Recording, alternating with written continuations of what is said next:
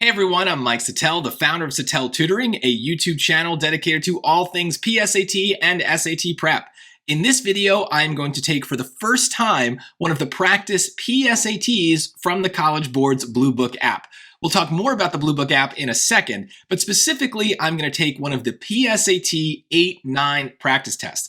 These are PSATs specifically designed for 8th and 9th graders. So if you are in 10th or 11th grade looking to prepare for your PSAT, I hate to break it to you, but this video probably will not be super helpful for you. I do have a walkthrough of one of the PSAT 10, PSAT NMSQT exams from the Bluebook app. I'll link to that in the description. That is definitely a better place for you to start. But if you were in 8th and 9th grade, then this is probably one of your first experiences with an SAT or PSAT exam. So that can be pretty scary, but I do want to say right off the bat, this probably doesn't matter. It is just a way for you to get some scores, to kind of see where you are, maybe identify some weaknesses that you can start to work on before this starts to really matter when you are in high school. For some places in the United States, though, the PSAT 8-9, from what I hear, is used as a placement exam for some high school classes. So if that does apply to you, then maybe there are some stakes here and this does matter a little bit. So I'm going to show you some things that will give you a little bit of a boost in your score and kind of give you some experience with the test before you have to take it for yourself. So before you watch the rest of this video, there's two things that you should probably do. So first, I do have a quick PSAT study guide that is good for all sorts of PSATs, and it basically is for people who just need to show up and take the test tomorrow. What should they know? What are the 5 or 6 things that are really going to help them boost their score? So I definitely recommend you watch that video, and I recommend that you take the practice test that I'm about to take for yourself first. Get your own scores because I'm about to spoil all the questions. So specifically, I'm going to take the second PSAT 8-9 in the Bluebook app.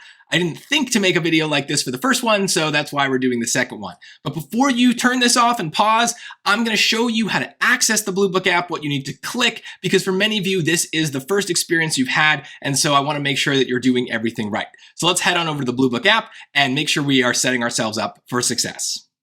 All right, so this is your first look at the Bluebook app. Now, if you need to download this, then you should first go to the College Board website, and they will give you instructions to download this. I'll put the direct link in the description here. You can download this app on a tablet, on most laptops. It is where you will take your practice tests, and it is where you will take the actual PSAT and SAT. So it's good to have.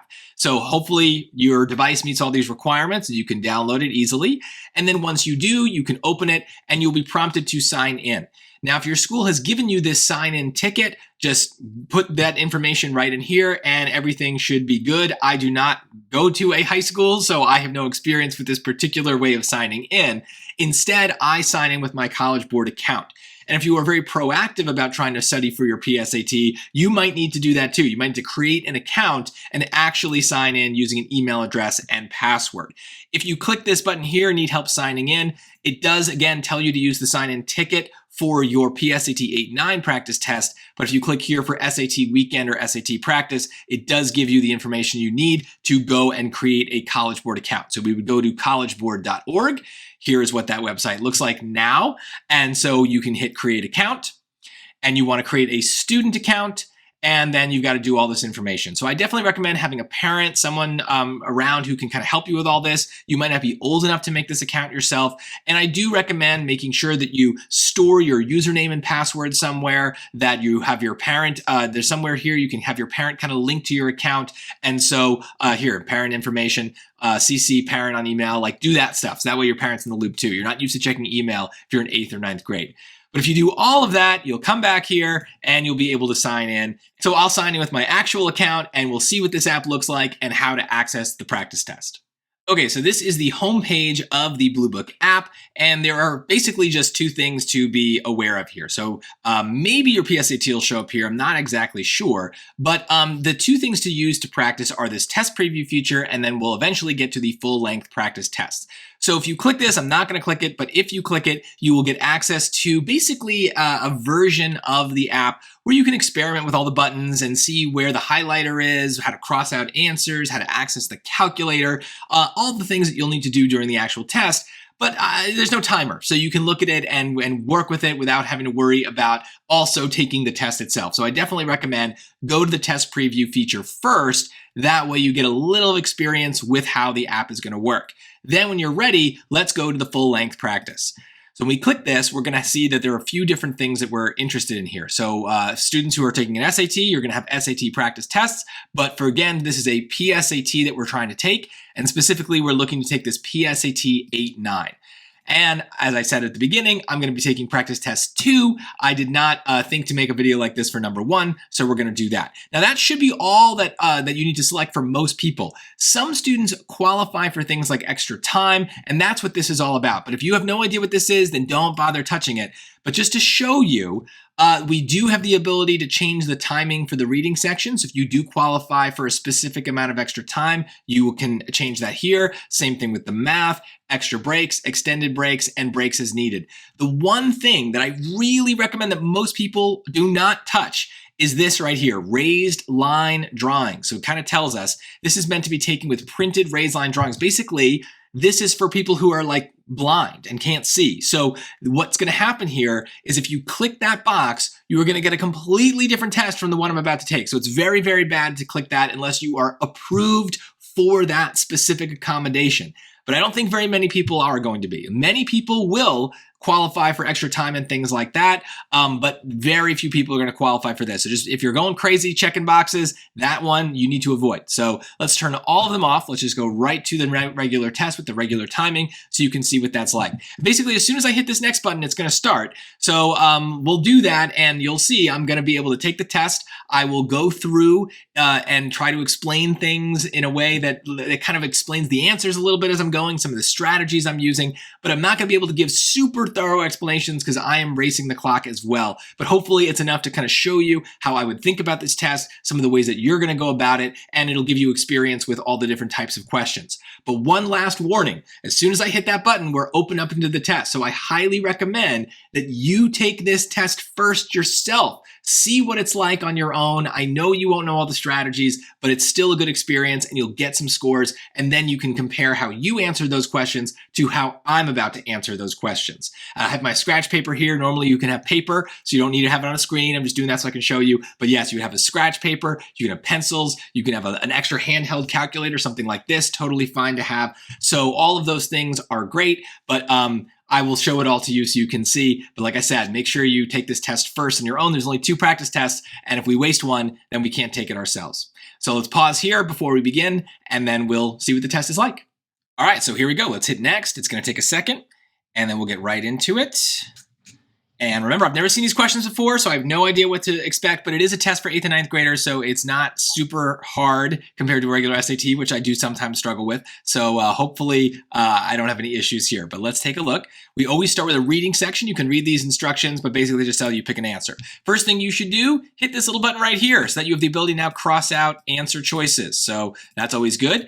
The other thing I like to do is start with the grammar questions. I think for pacing reasons, it's good to start with grammar. So I'm going to open this bottom box here. I'm going to click number 15. And I will know it's a grammar question because it will say standard English convention. So sometimes 15 is grammar, sometimes 14 is the first grammar, but let's just find that first grammar question. Here it is, number 17. And now I'm going to be trying to think about the rules as I go. So this is not super important. Most of you who are in 8th and 9th grade, you can just kind of listen for the right answer. It's probably the right thing. So let's see what we get here. Multiple newspapers serve the Spanish-speaking population in Washington, D.C., including El Tiempo Latino and Washington Hispanic. Yes, so that seems right. These others seem really weird. So let's move on. Which choice completes the text? It's all going to ask the same thing for grammar. It's just asking for the correct, just to find the best answer. So in the Inca Empire, Alus blank family clans that ranged in size from small groups to thousands of people. So I think it's going to be were, because that is a plural verb, and we were talking about clans. So they were. And notice, look, when I clicked it, I can highlight. So there's a feature right there that can be helpful. I double clicked and there you go. You can underline as well, but I don't find that as helpful. And you can write little notes, but I would just write them on your scratch paper with a pencil instead. So that's were, and this is verb agreement. So let's move on. Many Samoans enjoy a sport called kilikiti. This bat and ball game was derived from cricket, but kilikiti differs from cricket in a few key ways. So but is a word that's a conjunction. It usually needs a comma because it sounds like we're joining two sentences. Let's double check. This bat and ball game was derived from cricket. That sounds like a sentence. Kilikiti differs from cricket in a few key ways. That also sounds like a sentence, so we put the comma before it. That is the way it goes. These two would never really happen, and the colon does not apply here. The colon really needs a complete sentence beforehand, so we don't have one because the but would just be a weird place to end. Let's move on. Okay, so again, this is about subject-verb agreement. Now, one little trick you can use here is if you know how to classify words as singular and plural, the answer is kind of obvious. This is singular, this is singular, this is singular, this is the only plural one, so it's probably that. According to linguist Martin Juice, speakers of the English language use 5 main registers. So we're talking about the speakers, which they rotate between depending on the situation. Yep, that's definitely the answer.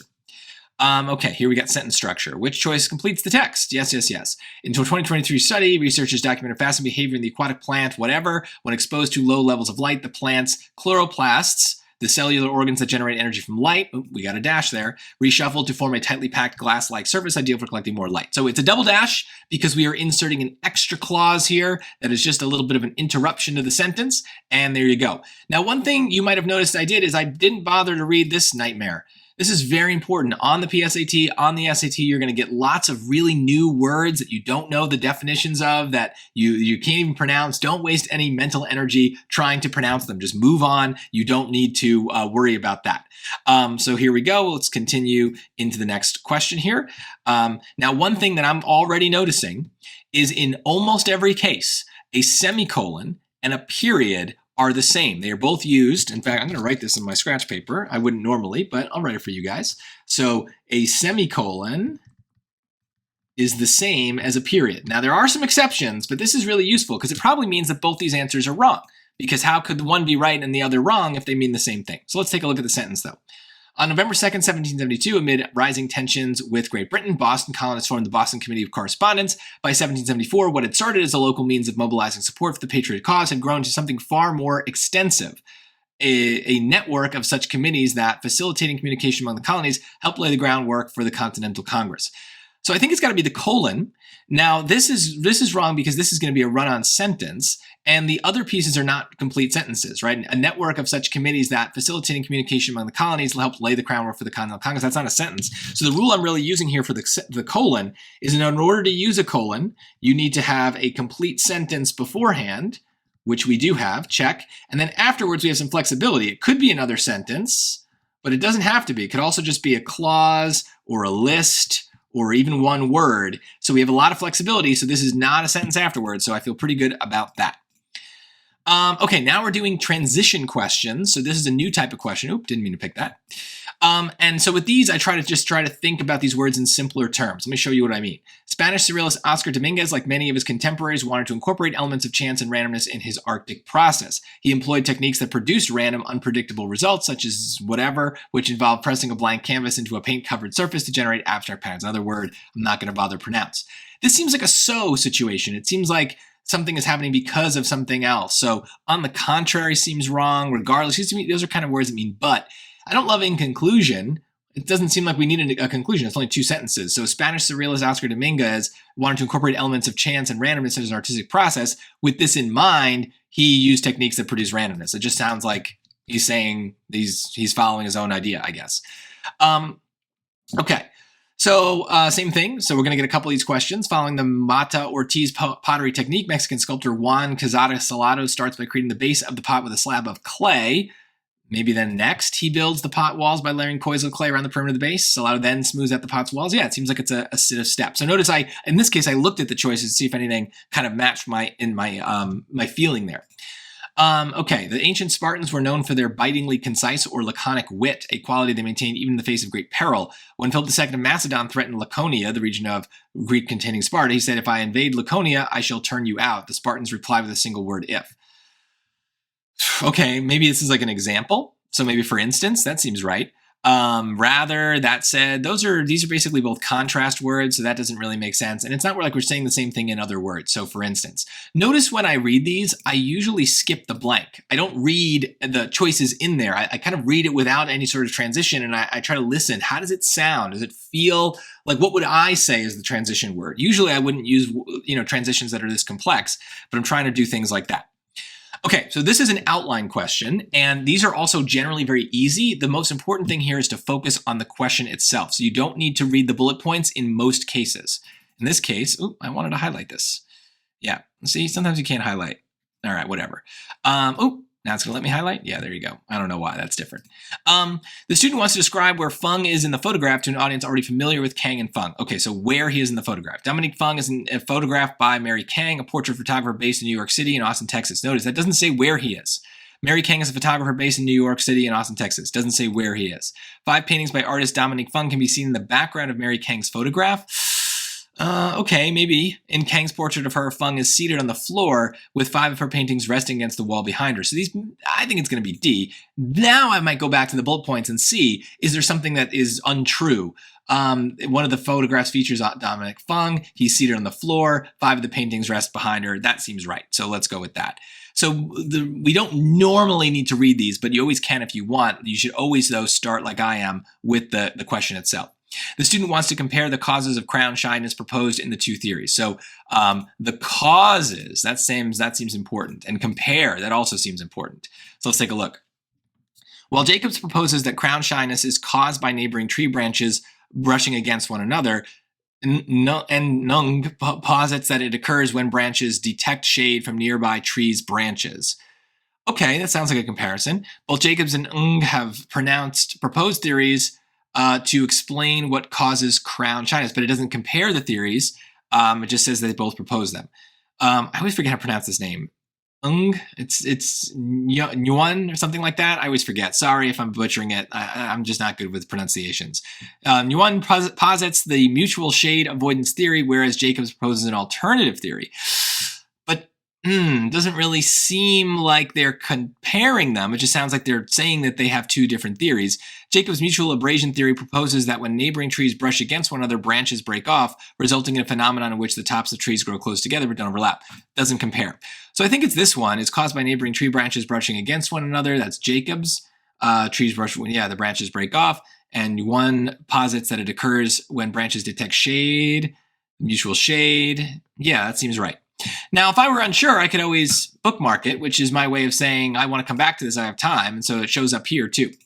All right, so let's move on. Now, why did I go to these questions first? Because these tend to be really easy, and you don't want to run out of time with these. These are the hard ones right here, these passage questions. So if we run out of time with those, no big deal. But we want to lock in as many points as possible. So grammar, transitions, outlines, easy questions. Now we go back to 1, and let's see what we got. We got vocab. So we always want to fill this blank with the best word. So here I tend to just kind of listen to these ones. This is going to be relatively easy questions.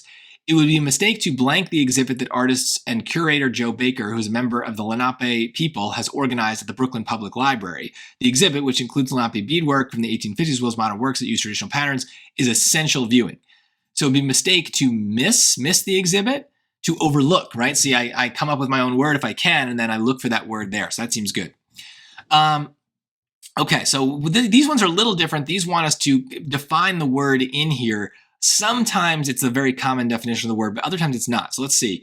Lights from outside, from the outside world then filled the train cars that rose out of the ground and climbed the elevated track. As long as Moss had lived in West Oakland, he'd never tired of this specific view. So he pointed toward the window. Check it, he said, and the Port of Oakland began to pass them. So this particular, right, specific, this view, right? So that seems like the normal fit there. So let's go with that. Here we have another normal vocab one. These are the more common vocab ones. Mattle cats are small, shy felines. They live mostly alone in out-of-the-way parts of Asia, such as on Mount Everest. These cats have been difficult to research because their habitats are so blank, large populations of humans. So out of the way. So how about that? How we just use that word, right? They are so out of the way of.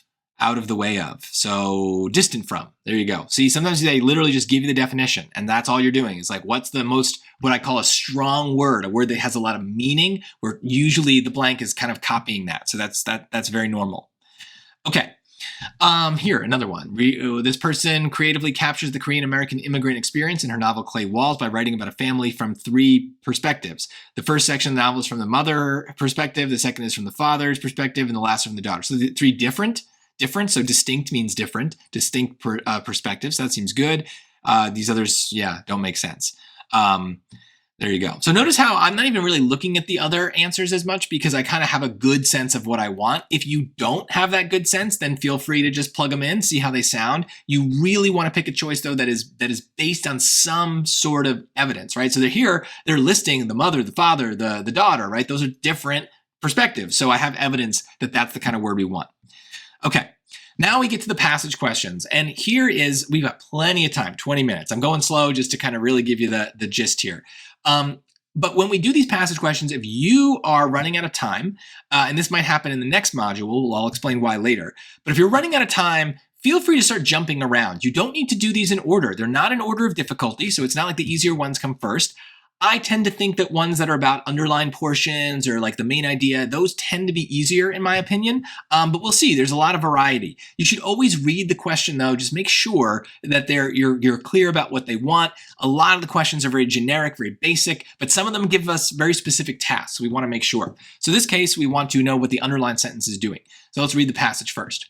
Were penguins always flightless? Teresa Cole and her team argue that penguins could fly at some point, but that they lost that ability more than 60 million years ago as they adapted to marine life. After examining various penguin fossils and genetic information, the researchers concluded that over time penguins developed underwater vision, blood oxygenation, and bone density better suited for swimming than flying. Thus, environmental conditions might have driven penguins to change from flyers to swimmers. So notice how I kind of like started reading really fast. I don't care about all the details. I'm not trying to memorize everything. I'm really focused on that one sentence. And to me, it seems kind of like almost like a theory. Her team argued that they could fly, but then they lost that ability. So it seems like something we're going to then support with this other evidence. So it defines a scientific term used in the sentence that follows. What's the term? The term is penguin. The term is flying, ability to fly. It doesn't seem like there's a term, so that seems wrong. It contradicts a description in the sentence that follows. No, because in the sentence that follows, they said that they did underwater things. So that doesn't seem like a contradiction. It provides an answer to the question in the previous sentence. Were penguins always flightless? No, they could fly at some point, but then they lost that ability. So that seems right. But always read all the answers. Never stop short. You never know what's going on. It notes that the question in the previous sentence has not been researched. No, they're literally saying that these people researched it. So that seems wrong. So there you go. Moving on. Same thing, underlined sentence. Very little is known about the role nocturnal insects such as moths play in flower pollination because it is difficult to monitor insects at night. To address this problem, that sounds important, a team of scientists used time-lapse cameras to record pollinator visits to red clover all day and night. The recordings showed that while most pollinator visits were by bumblebees, 1/3 of visits were by moths. Additionally, flowers that were visited by both moths and bees produce more seeds than flowers that are only visited by bees. So addressing a problem, right? So notice how the thing I'm highlighting has nothing to even do with the moths, right? That's the thing about these questions is like the actual science doesn't really matter as much. To describe an approach a team of scientists used to study pollinators. I guess it does that, right? They use the time-lapse camera, so maybe. I don't love that, but okay. To question a claim scientists make about pollinators, it doesn't seem like it's questioning anything. The claim is that the moths do something, right? So I don't think they're questioning it. To explain why moths prefer red clover to other flowers, they definitely don't do that. I don't know why they prefer them, and even just turn that into a question. Can you answer that question? Why do moths prefer red clover to other flowers? I don't know, doesn't say. To announce an unexpected research finding that about red clover, well, talk about strong words. Unexpected is a very strong word. Was this surprising? I don't think so. I don't see any word in this underlined part that says anything was surprising. So that's wrong. So I am going to pick A. I like it. It's not what I thought it was going to be, but that's okay. Like that's why, you keep an open mind. And if a choice doesn't have a clear, provable reason it's wrong, keep it in and then see what happens. You can always come back to it.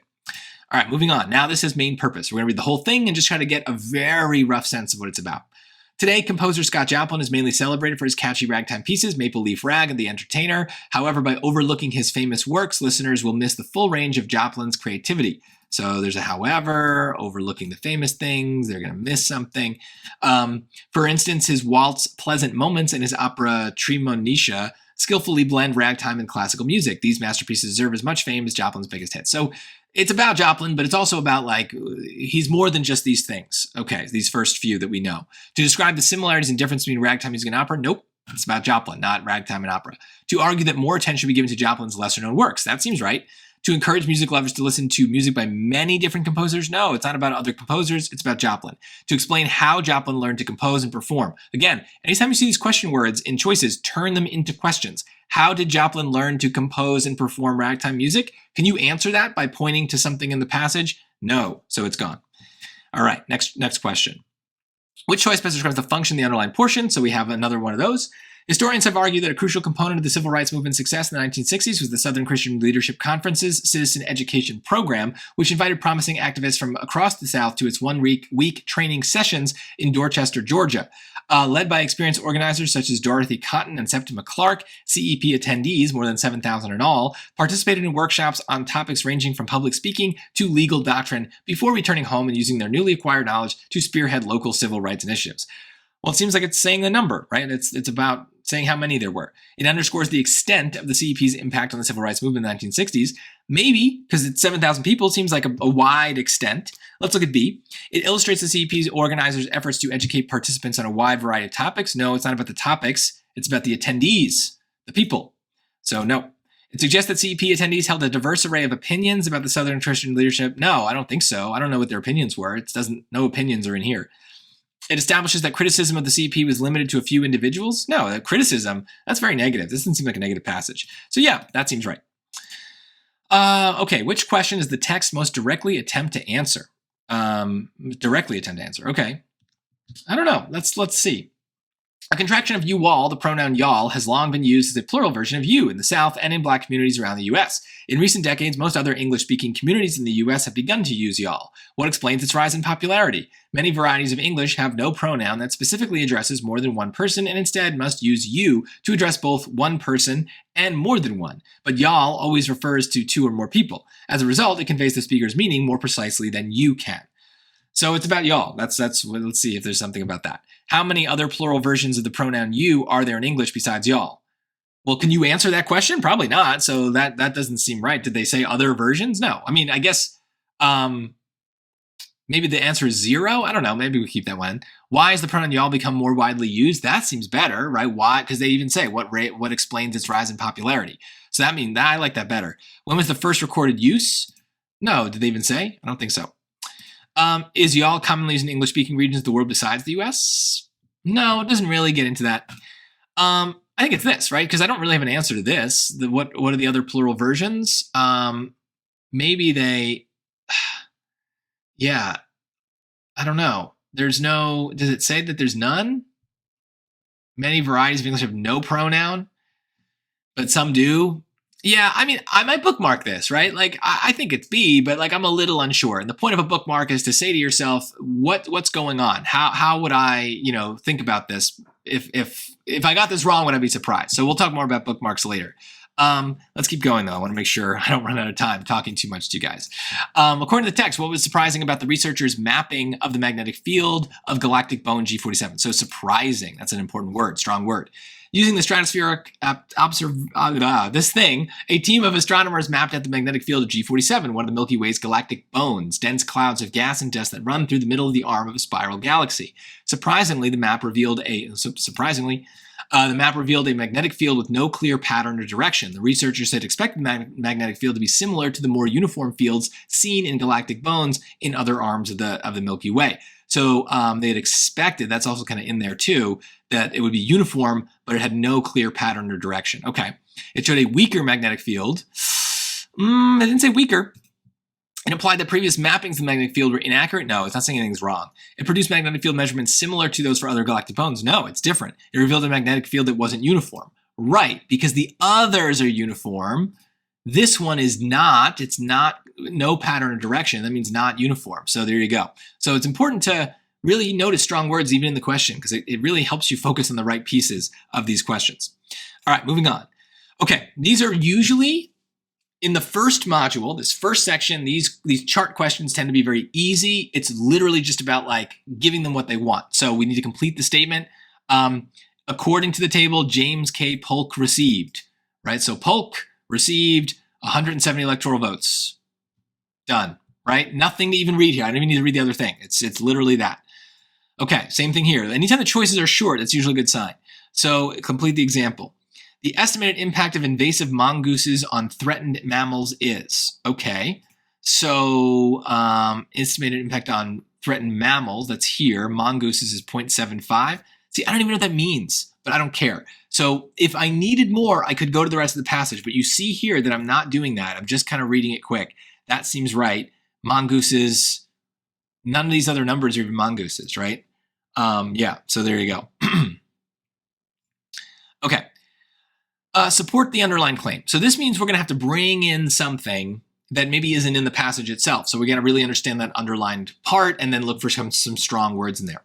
Researchers Narelle Hayworth and Amy Schramm studied bicycling behavior in Queensland, Australia. Hayworth and Schramm asked adult bike riders questions about their level of experience, reasons for riding a bike, and route preferences. The researchers claim that experienced riders who mainly bike to work tend to prefer routes that reduce their travel time. So it's about the travel time. Okay. Sounds good. So anything that's about travel time, I'm good. I have a bike, but I don't ride it very often. When the weather is nice, I sometimes use my bike to go to town to do some shopping. Nope, not about going to work. So maybe work. I just got a new bike and I'm looking forward to going on rides with my friends soon. No, not about work. I bike to my job every day. There's a nice bike path that goes through a park, but I use the bike lane on the main road because it's faster. Okay, so it's got both pieces. I usually bike to work, but I'm taking the bus now because my bike has a broken part that needs to be fixed. So no, not about speed. So there you go. Seems good. And we got 3 more questions. Okay, we're doing good. All right, so this one seems already more complicated than the other ones we did because you can see it's just these are longer choices. So this one, we need to support the researcher's conclusion. And notice they kind of just say it. So I tend to still read the whole passage for these kind of questions, but I'm really focused in the end.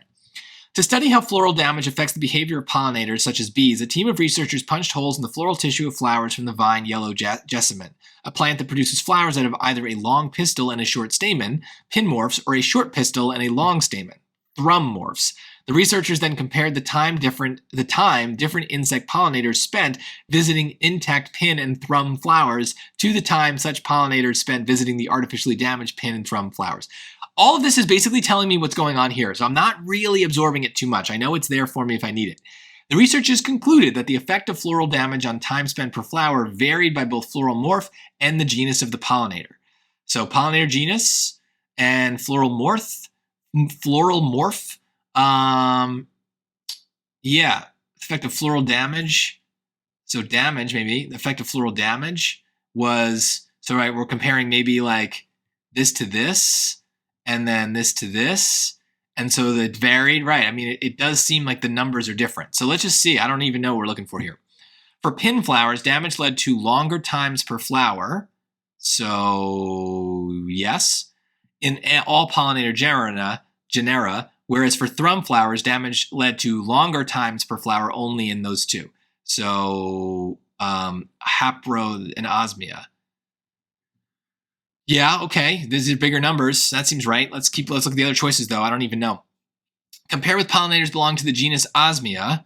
Pollinators belonging to the genus whatever spent less time on damaged pin flowers but more time on damaged thrum flowers. No, that doesn't seem right. More time on damaged thrum. Pollinators belong to it seems like they spent less time on the thrums, right? That's this one. Not more, so that seems wrong. Damage led to shorter times per thrum flower in 3 pollinator genera. So shorter times in thrums, that's this one. So no, 1, 2, those are shorter, right? Whereas it led to longer times per thrum in 1 pollinator genus. Well, this one's longer too, so this just seems wrong.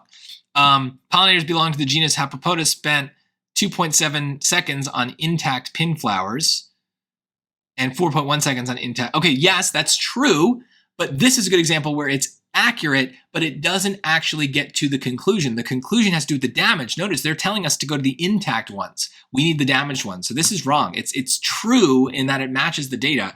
I would definitely bookmark this. I'm confused. This is like a lot of work. So we got 2 more questions, 3 minutes each. Which choice most logically completes the text? So these ones also are kind of like concluding this thing. So try to read it and just get a sense of where it's going. If you don't have a sense of where it's going, we'll look at the choices. But let's see if we can do what I call a dumb summary, kind of get a very, very basic sense of what's going on. Zines are small-scale self-printed magazines. They have been around since the black literary zine Fire was created in the 1920s. Since then, zines have appealed to creators looking for an inexpensive form of expression to share with a select audience. Zine creators often mix art with social commentary and challenge mainstream culture. At first, the internet appeared to replace the zine, but this old form persists. Today, there are enough zines in the United States to support annual zine festivals. This suggests that, I don't know, zines are popular, something like that. Creators can reach a larger audience by posting online? No, it's about the zines, not about the online. Zines are still a meaningful form of expression. Yeah. Creators can continue to explore new art forms? No. Zines are good sources of mainstream culture. But they say they challenge mainstream culture. So no. So notice I just kind of felt that one, right? I just kind of felt where it was going.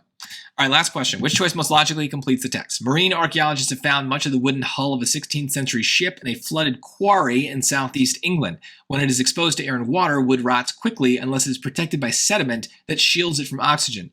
Therefore, the discovered ship was likely, and there you go, 5 minutes left. It was likely buried, is what they're going for, right? So here's something I might write on my scratch paper if I wanted to. This is question, since we got time for it. Question 16, my dumb summary is going to be that the ship was buried. Now, normally I would just hold that in my head, but just to show you what you might write down in your scratch, because you get scratch during the reading section, so use it if you need to, if you can't hold too many things in your head. Right, it was buried because if it's that old, then it would have rotted unless it was buried. So yeah, it was covered by a protective sediment layer in the quarry. That seems probably right. One of several other ships buried in the same quarry. Well, it doesn't talk about other ships. A confirmation of previous theories about the type of wood that was used. I don't even know what they're talking about. They're not about the type of wood. First constructed much earlier than previously thought. No, we have no reason to think that it's older than it is. There you go. Now, if I continue, it's going to go back to 17. And if I go to the review page, that's where I can end the section early because it's a practice test. In the real test, I don't believe you can end these sections early, so you're going to have to wait it out, check your answers, and you might go back and check the bookmarks. For the sake of time, I'm not going to do it. I'm going to talk a little bit about the bookmarks because here's one thing that's kind of annoying. When you submit your test to the College Board through this app, the answers that you put will save. It'll score the test and everything like that, but those bookmarks aren't going to save. And I think you should save them. I think it's really important to know which questions you struggled on because we might get them right. Maybe we didn't exactly know the answer, but we had a good feeling about it. And that's good for us. We want to get those questions right. Maybe we're not sure, but the bookmarks help us understand our process and help us remember our thought process. But when we go to the score report for this test, if we get a question right, we're not going to remember necessarily that we struggled with it.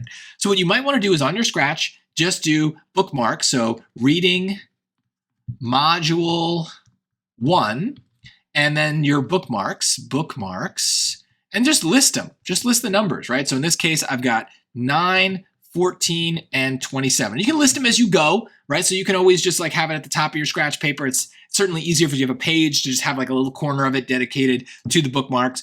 But this way, if I get those questions right, I still know to go back and look them over. I have a whole video lesson on the importance of bookmarks. I think they're important for the 8th and 9th graders taking this PSAT if you really want to improve your scores, but they're especially important as you take later versions of the PSAT, you take the SAT. If you take those practice tests, you're going to struggle on some questions. You want to remember. That way you can go back and look at those questions. Just because you get something right doesn't mean you know what you're doing, right? So it's very important to have a record of what you were thinking. So maybe I should have said that early in the video to warn you of that before you took the test yourself. But here you go. That's one way that I would take a practice test, is to think about that. So I'm gonna hit the next button and we'll go on to the next section. Now, one thing about the SAT and the PSAT is it is an adaptive test, which means that the second section is going to be based on my performance in the first. It's possible I got a question wrong here. I wasn't paying super close attention to everything, but I don't think I got enough wrong to put me in what's called the easy module, where I would have even easier questions than these. I have a feeling I'm going to be in the harder module, which is going to have harder questions than these. And that means that I'm not going to be able to talk to you guys as comprehensively as I was earlier for this module. I'm going to have to go faster because the questions are going to be harder. It's still going to be the same amount of time and the same amount of questions, but overall the difficulty will be harder. So I'm still going to do the same basic strategies, but I'm not going to be talking as much in that section. You'll just kind of see me do it the way that I would myself. I'm going to kind of talk aloud in the same way that I have thoughts in my head, but I am not going to give you very detailed analysis here. I'd rather you just kind of watch me and see how I do it and how I think. And hopefully that shows you kind of what you want to aspire to. So let's hit this. Let's move on to the next section. And yeah, I'm going to take a little bit of a break and get some water. All right, so we're starting the next section. I'm gonna hit next here. It's gonna do it, and it's gonna go right in. So normally during the test, you do not actually have a break here. I just did one because I've been talking. So let's go right into it. And again, I'm gonna go faster this time. I'm gonna go to 15. I'm gonna look for the first grammar question. It's actually earlier than 15, so it's 14. So let's take a look. So it's about question marks. In her large-scale sculpture, Casa Isla artist Adra Soto included references to her childhood in Puerto Rico. For example, the sculpture's steel panels have a crisscrossing pattern inspired by the iron gates Soto would see in her neighborhood. This is not a question, so it's definitely not this or this. And yeah, it's definitely this. Questions are for question marks. Okay, same thing. So these are about pronouns. Felix Gonzalez Torres debuted the sculpture Untitled in New York City in 1990. The work consists of piled candy, a material Gonzalez Torres became known for. Blank created additional installations using a variety of sweets. So he, right? We're talking about him. Yeah, we're talking about the guy. So notice I'm looking at the answer choices before I start solving so that I can see what I'm dealing with. Ooh, look, this is a semicolon and period. We saw that in the previous section. Dolores Huerta's advocacy on behalf of farm workers was rooted in her experience as a school teacher in Stockton, California in the early 1950s, hoping to help her students and their families outside the classroom, comma, Huerta left teaching to start the Stockton chapter of the Community Service Organization, a group focused on the needs. So it's got some extra clauses there. So nice, easy. This is, I don't know what this is about. This is just weird sentence structure stuff. So let's take a look. I'm not going to read this first part because it's probably not going to matter. If this is about the sentence structure, it's really here that I care. Like most star parties, Oki text takes place in an area with low light pollution, ensuring dark skies and ideal stargazing conditions. So this is a run-on sentence. This doesn't make any sense. This is a run-on sentence. So we need the ing because we're right after a comma there. Okay. Singular, plural, singular, singular is almost certainly B. This is subject-verb agreement. The trefoil knot and the figure 8 knot, each with a crisscrossing number below 5, are among the simplest possible knots with the fewest number of crossings. So we're talking about the trefoil knot and the figure 8 knot. Those are two things, so we need a plural verb. Okay, woo. All right, so this is almost certainly what's called the modifiers rule. If you watch my videos on the English and the grammar section and all the different rules, this is a very easy rule to identify.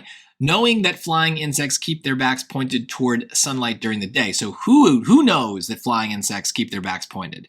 The researchers, they could know that. The researchers' theory couldn't know that. The moths couldn't know that. The moths could not know. So it's almost certainly A. So I need to know what this modifier is talking about, and that's got to start the sentence. So let's make sure. Knowing that flying insects keep their backs pointed towards sunlight during the day, the researchers theorized that moths, mistaking nighttime light for the sun, continually try to reorient their bodies while flying near such light. So this seems right. This is a modifier question, makes it very easy. Okay, so this is also some sort of structural thing. I'm going to skip all this. This is not going to matter. So several advantages, blank acoustic waves. So something here. Okay. Several advantages have positioned acoustic waves as a promising alternative to electrical waves for transmitting data on computer chips. That's a period, basically. So I can stop there. Several advantages, positioning, no, that's not a sentence. By positioning, having positioned, yeah, we need it to be a sentence, so we need the active verb. Okay, good.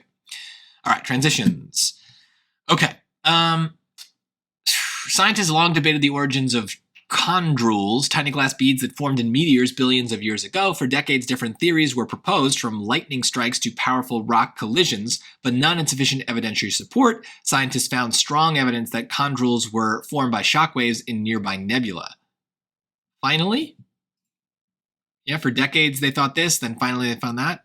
Similarly, no, because they found evidence, it's not similar. The things weren't, there's no evidence for this other stuff. And that's not a therefore, because it's not like that happened because of the bad evidence. It's not an example. Finally, scientists found, yeah, they long debated it, then for decades this happened, and finally they found out what it was. Yeah, that's it. Okay. A 2022 study by researchers, whatever, investigated the relationship between nonprofit arts organizations' spending and performance. The researchers examined the correlation between how much those nonprofits spend on overhead and how many people attended their events. So specifically, because we're specifically saying what they investigated. It's not so, because we're saying they investigated it. It's not in addition, it's not by comparison. Right? Specifically. They investigated the relationship. Specifically, this is what they did. Yeah, seems right. Notice this is harder, right? This is harder. I can feel it. Okay. The student wants to emphasize how far the infantrymen travel. Okay, so that seems important. The U.S. infantrymen rode their bicycles from Montana to Missouri, traveling a total of 1,900 miles. That seems like how far. The 125th anniversary of the infantry. Okay, not the distance. The goal was to test the idea. No. Over a century later, they did that. Okay, so how far? This is the only one that says how far. The student wants to introduce the slow food movement to a new audience. So introduce to a new audience. The International Slow Food Movement, founded in 1989, promotes universal access to healthy, high-quality food that is produced sustainably by workers who are treated and compensated fairly. So, as someone who does not know what the slow food movement is, that seems very informative. I feel like I know what they do. And this is the benefit of not reading these bullet points, because I don't get the background. I just have to get it from the choice, and I can see, does this tell me what this is? That seems pretty good. The signing of the Slow Food Manifesto in 1989 marked the founding of the International Slow Food Movement, while the Slow Food USA organization was founded. Yeah, I don't care when it's founded. I want to know what it does. That's important to me. The Slow Food Movement advocates for food production workers.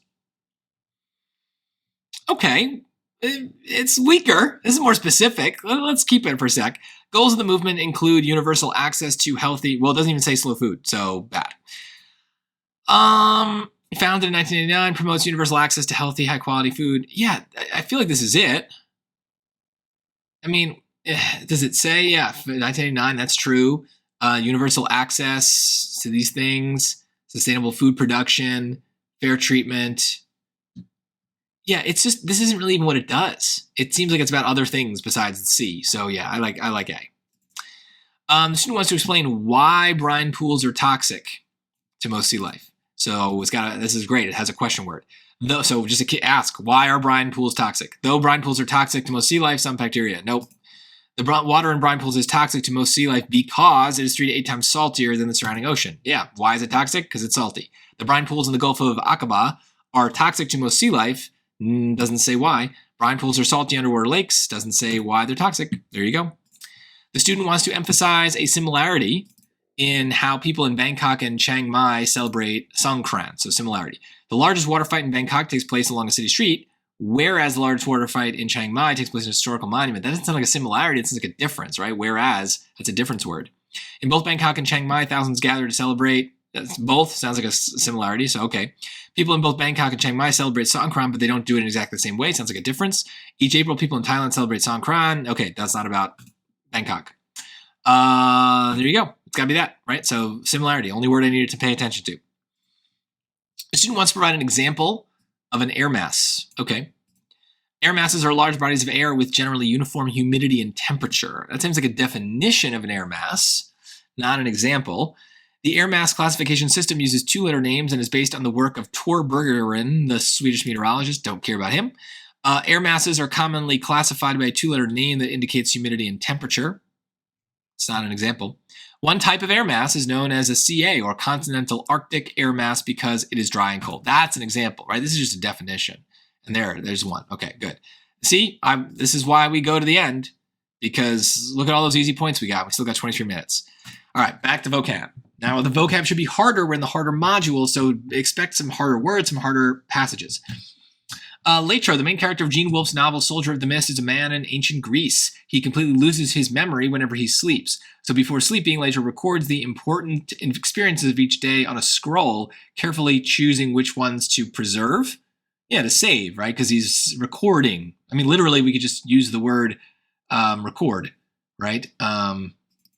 Yeah. Easy. Some hard words here. Stars form in cloud-like swirls of gas and dust that cannot be touched, but astrophysicist Nia Imara believes these formations need not remain completely blank to researchers. unknown, untouchable. She uses simulation data and sophisticated 3D printers to produce interactive models of these stellar nurseries. So it's something like non-interactive, untouchable. The colon is usually a very good sign in these questions. It means we're repeating ourselves in some way. So they need not remain completely repeatable. Nothing but repetition. Explicable, I guess, I don't love it. It means like explainable. Regrettable is negative. That means you regret something. Intangible, right? So they cannot be touched, but they need not be intangible, which means not touchable. She uses this data to make them interactive. So it's definitely that. So some of you are going to have to choose between two hard words here. And I will throw a little piece of advice in about the vocab. If you encounter words you do not know, do not be afraid of them. Cross out words that you know that don't work. If you are left with a word you know and a word you don't know, well, decide which one is going to be the best bet, right? So if the word you know is a good fit, just pick it. Don't worry about it. Don't worry about the one you don't know. Who cares?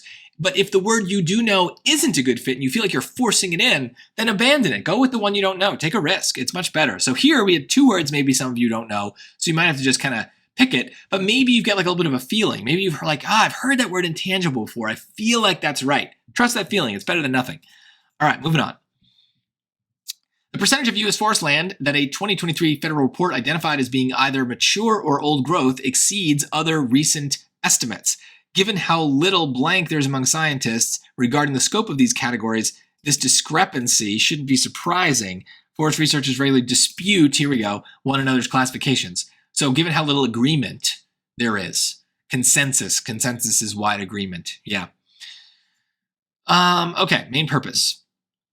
So I start here because I don't care where the book is from. Louis Pipestone is collecting signatures for petition from fellow members of the Turtle Mountain Band of Chippewa on the tribe's reservation in North Dakota. Louis Pipestone, or Pipestone is probably how it's said. Louis Pipestone tended the petition like a garden. He kept it with him at all times. In town, his eyes sharpened when he noticed a tribal member who hadn't yet signed. Wherever they were at the gas pump, mercantiles, at Henry's, on the road or outside the clinic and hospital, Louis cornered them. If they were waiting for a baby to be born, he'd have them sign. If they were laughing, if they were arguing, if they were talking, taking a child home from school, they signed. So he's really into this survey, this petition. To suggest that some tribal members refuse, no, it seems very negative. They don't dislike him. I have no evidence of that. To show that attitudes towards the petition within the tribal community change over time, nope, no change over time. To demonstrate that most tribal members are enthusiastic about signing this, ooh, this is a trap word. I have a whole lesson on trap answers. I don't think you need to watch it for an 8th or 9th grade PSAT, but when you get ready for the SAT, a word like most, you gotta notice that word right away. Even change over time, that's really risky, but most is what I call a quantifier. Anytime we see words like that, we can be nervous because we get a bunch of examples, but I don't know what most tribal members are enthusiastic about. I need to have that evidence somewhere in there. So this is probably wrong, but we'll keep it for a sec. To portray Louis Pipestone's strong commitment to collecting signatures to the petition. So yeah, that's definitely it, but some of you might be tempted by that. That's definitely a trap. So worth looking at some of my other videos on my channel for if you're curious. Which choice best states the main purpose? Okay, so here we go. The following text is adapted. The narrator who's in middle school is at a bus stop. I just go there to the bus stop to look at the people working out. See, the gym across the street has this big window, like the whole wall is a window. And they have those machines that make you feel like you are walking up steps. And so everybody just be facing the bus stop, looking all crazy like they're about to pass out. And trust me, there ain't nothing funnier than that. So I check that out for a little while, like it's some sort of movie, the About to Pass Out show, starring Stair Stepper Person 1 through 10. This is like two funny passages in a row. Very rare for the SAT. Okay. So the purpose is he's describing this gym. To give a reason why the narrator is excited to start middle school, it's not about middle school. To describe an activity the narrator finds amusing, yeah, watching the people in the thing. To explain a problem, it's not a problem. To discuss a movie, no, it's not a real movie. It's a real gym. And I know the machine he's talking about. It is a nightmare. Yes, I hate that machine. Okay, we haven't seen one of these yet. So in these cases, one little strategy you can follow based on the text, what would the researchers in text 2 most likely say about the claim underlined in text 1?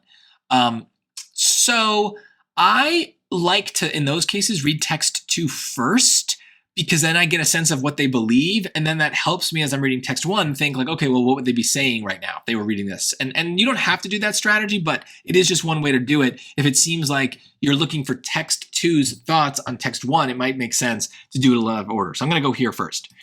In an experiment using a social networking service, these people found evidence of emotional contagion in text-based online interactions. The researchers discovered that reading social media posts that expressed a positive outlook led people to make more positive posts themselves, while posts using a negative emotional tone led people to make more negative posts. So, yeah, evidence, there's something going on. Okay, fine. It seems clear that emotional contagion, the unintentional transfer of an emotional state from one person to another, requires physical interaction and the observation of body language. After all, research shows that talking to someone who is smiling and expressing positive feelings often causes people to respond in a comparably positive way. Similarly, displays of nervous fidgeting have been found to prompt others to begin behaving more nervously too. Okay, well, it's text-based. So their problem with it would be that you don't need body language or physical interaction. And they would just disagree with it. So his response would be, no, it doesn't need to be physical. It perpetuates a flawed understanding of emotional contagion because there isn't enough evidence to suggest that smiling is a sign of emotional contagion. It sounds like disagreement, but I don't think the smiling was a big deal, so I'll leave it in, but I don't think that's it. It reflects an incomplete view of emotional contagion because this phenomenon can occur even without in-person interaction, because of the text-based thing. Yes, it's fairly persuasive because studies attempting to identify emotional contagion in situations without in-person interaction have thus far yielded unclear results. Well, okay, dumb summary, right? Keep it really simple. We said that they disagree. Fairly persuasive sounds like agreement, so probably wrong. It's mostly accurate, sounds like agreement, but it's mostly accurate because the social networking study confirmed that emotional contagion primarily occurs in response to negative emotions like nervousness. No, it's about the text. The text thing matters, so that's definitely it. All right, how are we doing on time? Do I have to pick up the pace here? 1, 2, 3, 4, 5, 6, 7. Yeah, I should probably go a little faster. There are going to be some hard ones here, I know it. Based on the text, how did Zerviah Holm most likely feel when the letter was delivered? In an old secondhand bookshop in London, an old man sat reading Gibbon's History of Rome. He did not put down his book when the postman brought him a letter. He just glanced indifferently at the letter and impatiently at the postman. So it seems negative. Zerviah Holm did not like to be interrupted when he was reading Gibbon, and as he was always reading Gibbon, interruption was always regarded by him as an insult. So how did he most likely feel? He felt indifferent and impatient. Doesn't it kind of say? He felt relieved because he'd been expecting. No, he's not happy with the letter. He felt excited. No. He felt sad because the postman did not stop to talk. No. He doesn't want to be interrupted. He felt annoyed because he was interrupted. Yeah, that's definitely it. According to the text, how do historians view Pachuca style? Okay, let's see. I'm losing my voice here. During the World War II era, some Mexican-American women adopted a striking new look called Pachuca style. They wore altered men's jackets or zoot suits, wide-legged, long-coated suits, and dramatic makeup, and they combed their hair into high, rounded shapes. Some people criticized Pachuca style, saying it was dangerous and women should dress traditionally, but historians see things differently.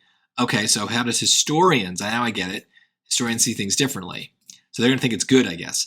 They see Pachuca style as a form of rebellion against the era's rigid social expectations for women. They say that it showed a desire for self-expression and freedom on the part of women who adopt the style. So, again, I wouldn't need to write this, but this is a great example of where, like, a dumb summary helps. Like, it's positive, right? Just connotation sometimes is all we need. The historians, at least, think that. Other people don't. The historians, though. So we got to pay attention to the question. They think the Pachuca style was such a popular trend that it continues to influence fashion in the United States to the present day. I don't think they talk about the present day, but it sounds positive, so I'll leave it. They think the Pachuca style was a way for some Mexican-American women to express themselves and resist strict social expectations. That seems right. They think the Pachuca style was celebrated because it enabled some Mexican-American women to show their support for the United States during World War II. No, that's just like a complete non sequitur. Doesn't matter at all. They think the Pachuca style was similar to other fashion trends that different groups of women adopt in the same period. I don't think so. They just say that it's a form of rebellion. So they can express themselves, and they say it showed a desire for self-expression. Yeah, that seems right. So I thought this was going to be trickier than it was, so that's pretty easy. B. Which choice best describes the two previously unknown penguin species? Okay. Paleontologist Alan Tennyson and colleagues studied fossil bones found in New Zealand that are more than 55 million years old. The researchers determined that the fossil bones belonged to two previously unknown species of prehistoric penguins. Moreover, they estimated that one of the two penguin species was more than 3 times the size of the emperor penguin, which is the largest penguin species that exists today. Okay, they're found in New Zealand, right? So I don't even know what they're going for. They're frequently studied. Well, no, they're just brand new, aren't they? They studied fossil bones. Does it say they're frequently studied? I don't think so. They are no longer living. Yeah, duh. Right? That are more than 55 million years old. Two previously unknown species of prehistoric penguin. Yeah, they're saying they're old and they don't exist. They were smaller than penguin. No, one's bigger. They spent little of their lives in water. I don't think they talk about that. Yeah. That's our second penguin question. Penguins are my favorite animal. So hooray for penguins. Okay, let's move on. Okay, these can be a little harder on the hard module. So I'm actually going to skip ahead. Let's go to something like this, because if I do run out of time talking to you guys, then I'd rather run out of time with a hard question rather than an easier one. So we need to support the researcher's claim. Be careful. Sometimes this says weaken, so we got to be careful.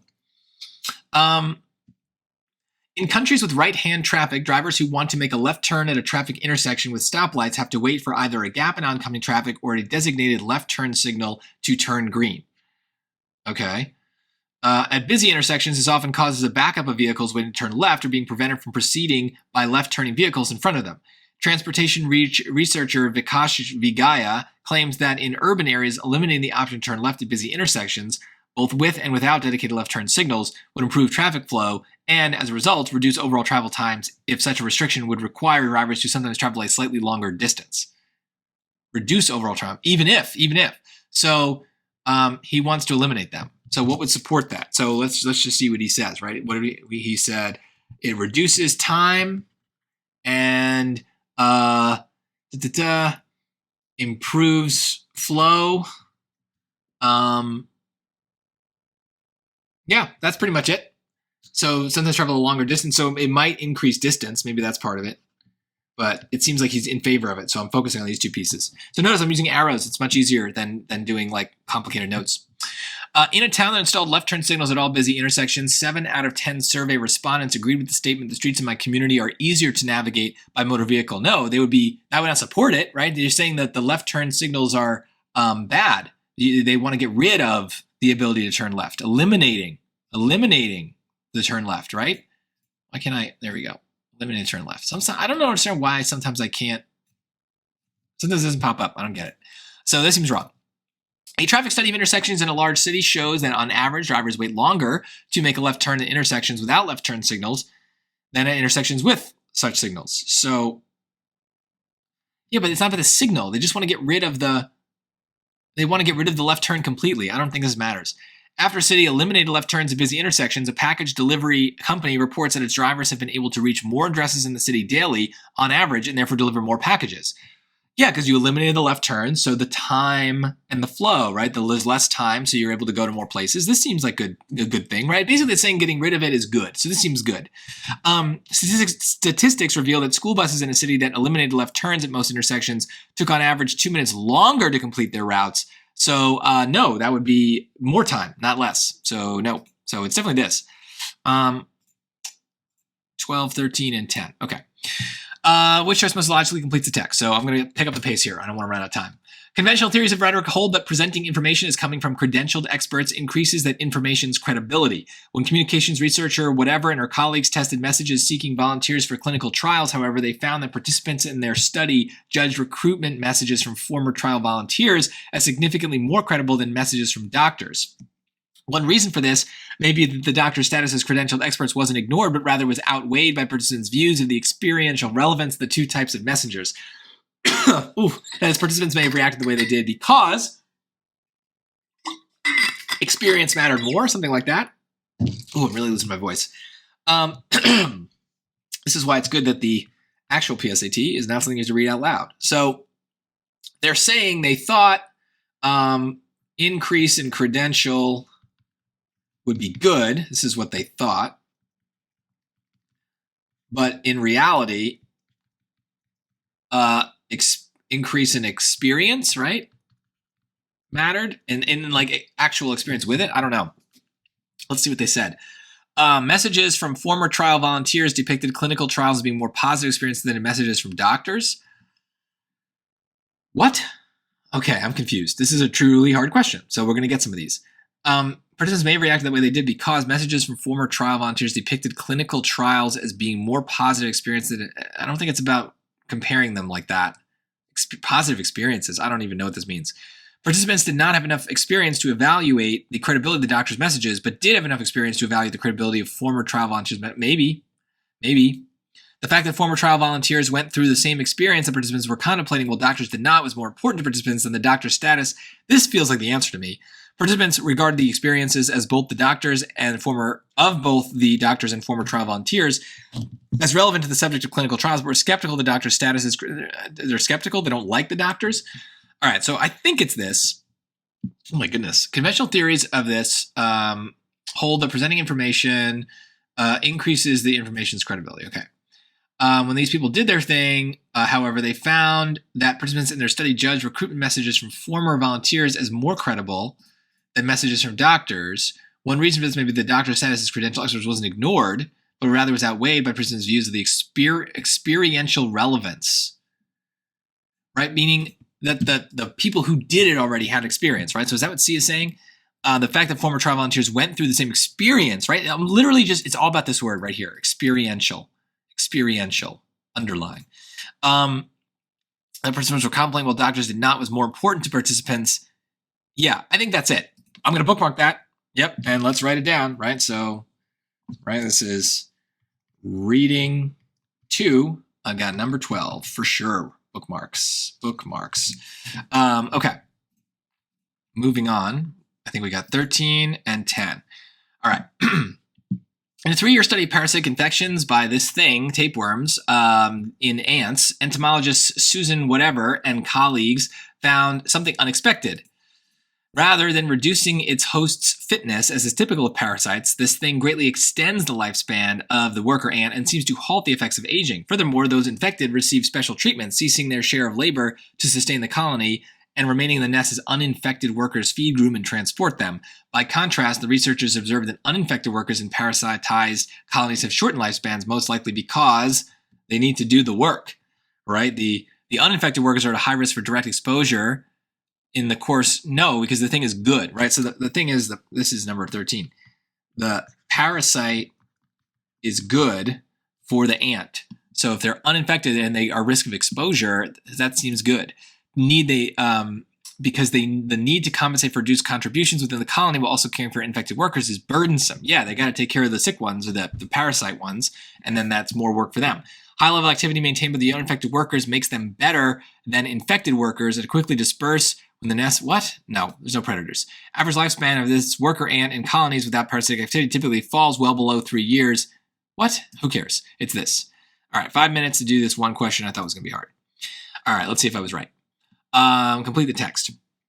Argentina, Brazil, and the United States are among the world's leading producers of maize, and each country exports a certain percentage of maize each marketing year, which runs from March to February in Argentina and Brazil, and from September to August in the United States. A student is researching those percentages and finds that for the marketing year 2012-2013, the percentage of maize, so that's here, exported by whatever, Brazil, increased in the previous marketing year. So is that true? No, it looks like it went down, but remained lower than the percentage exported by the United States. No, it's more than that. So it's just wrong. Brazil exceeded the percentage exported by Argentina for the first time. No, Argentina's up here. No, this is going to be easy. Argentina decreased from the previous marketing year, yes, but remained the highest, yes. The United States reached its highest point, no. Yeah, so this one is actually very easy. So I think we're done, right? So I have one bookmark. I probably could have bookmarked more. I probably wasn't thinking about it. But then again, I bookmarked a lot in the last section for you guys. So it's possible I got something wrong here. I'm going to just move on to the math. But always check your work. And, you know, I think one thing that's going to get a lot of people that didn't really get me, some of those passages had a lot of tough words, a lot of difficult vocabulary. And I don't know. I don't remember what it's like to be an 8th or 9th grader. I don't know how many words you know. But if you are worried about that, my advice is 2 things. You know, make reading a habit. And I don't mean that you have to read Pride and Prejudice and all these, you know, big books that your English teachers and your parents probably want you to read. Read a magazine. Read about the football stats. Read about putting on makeup. It doesn't matter. Just whatever you are interested in, if you're reading it, it's probably good for you. So that's one thing. Number 2, if you have a bad vocabulary, get in the habit of looking up words right away.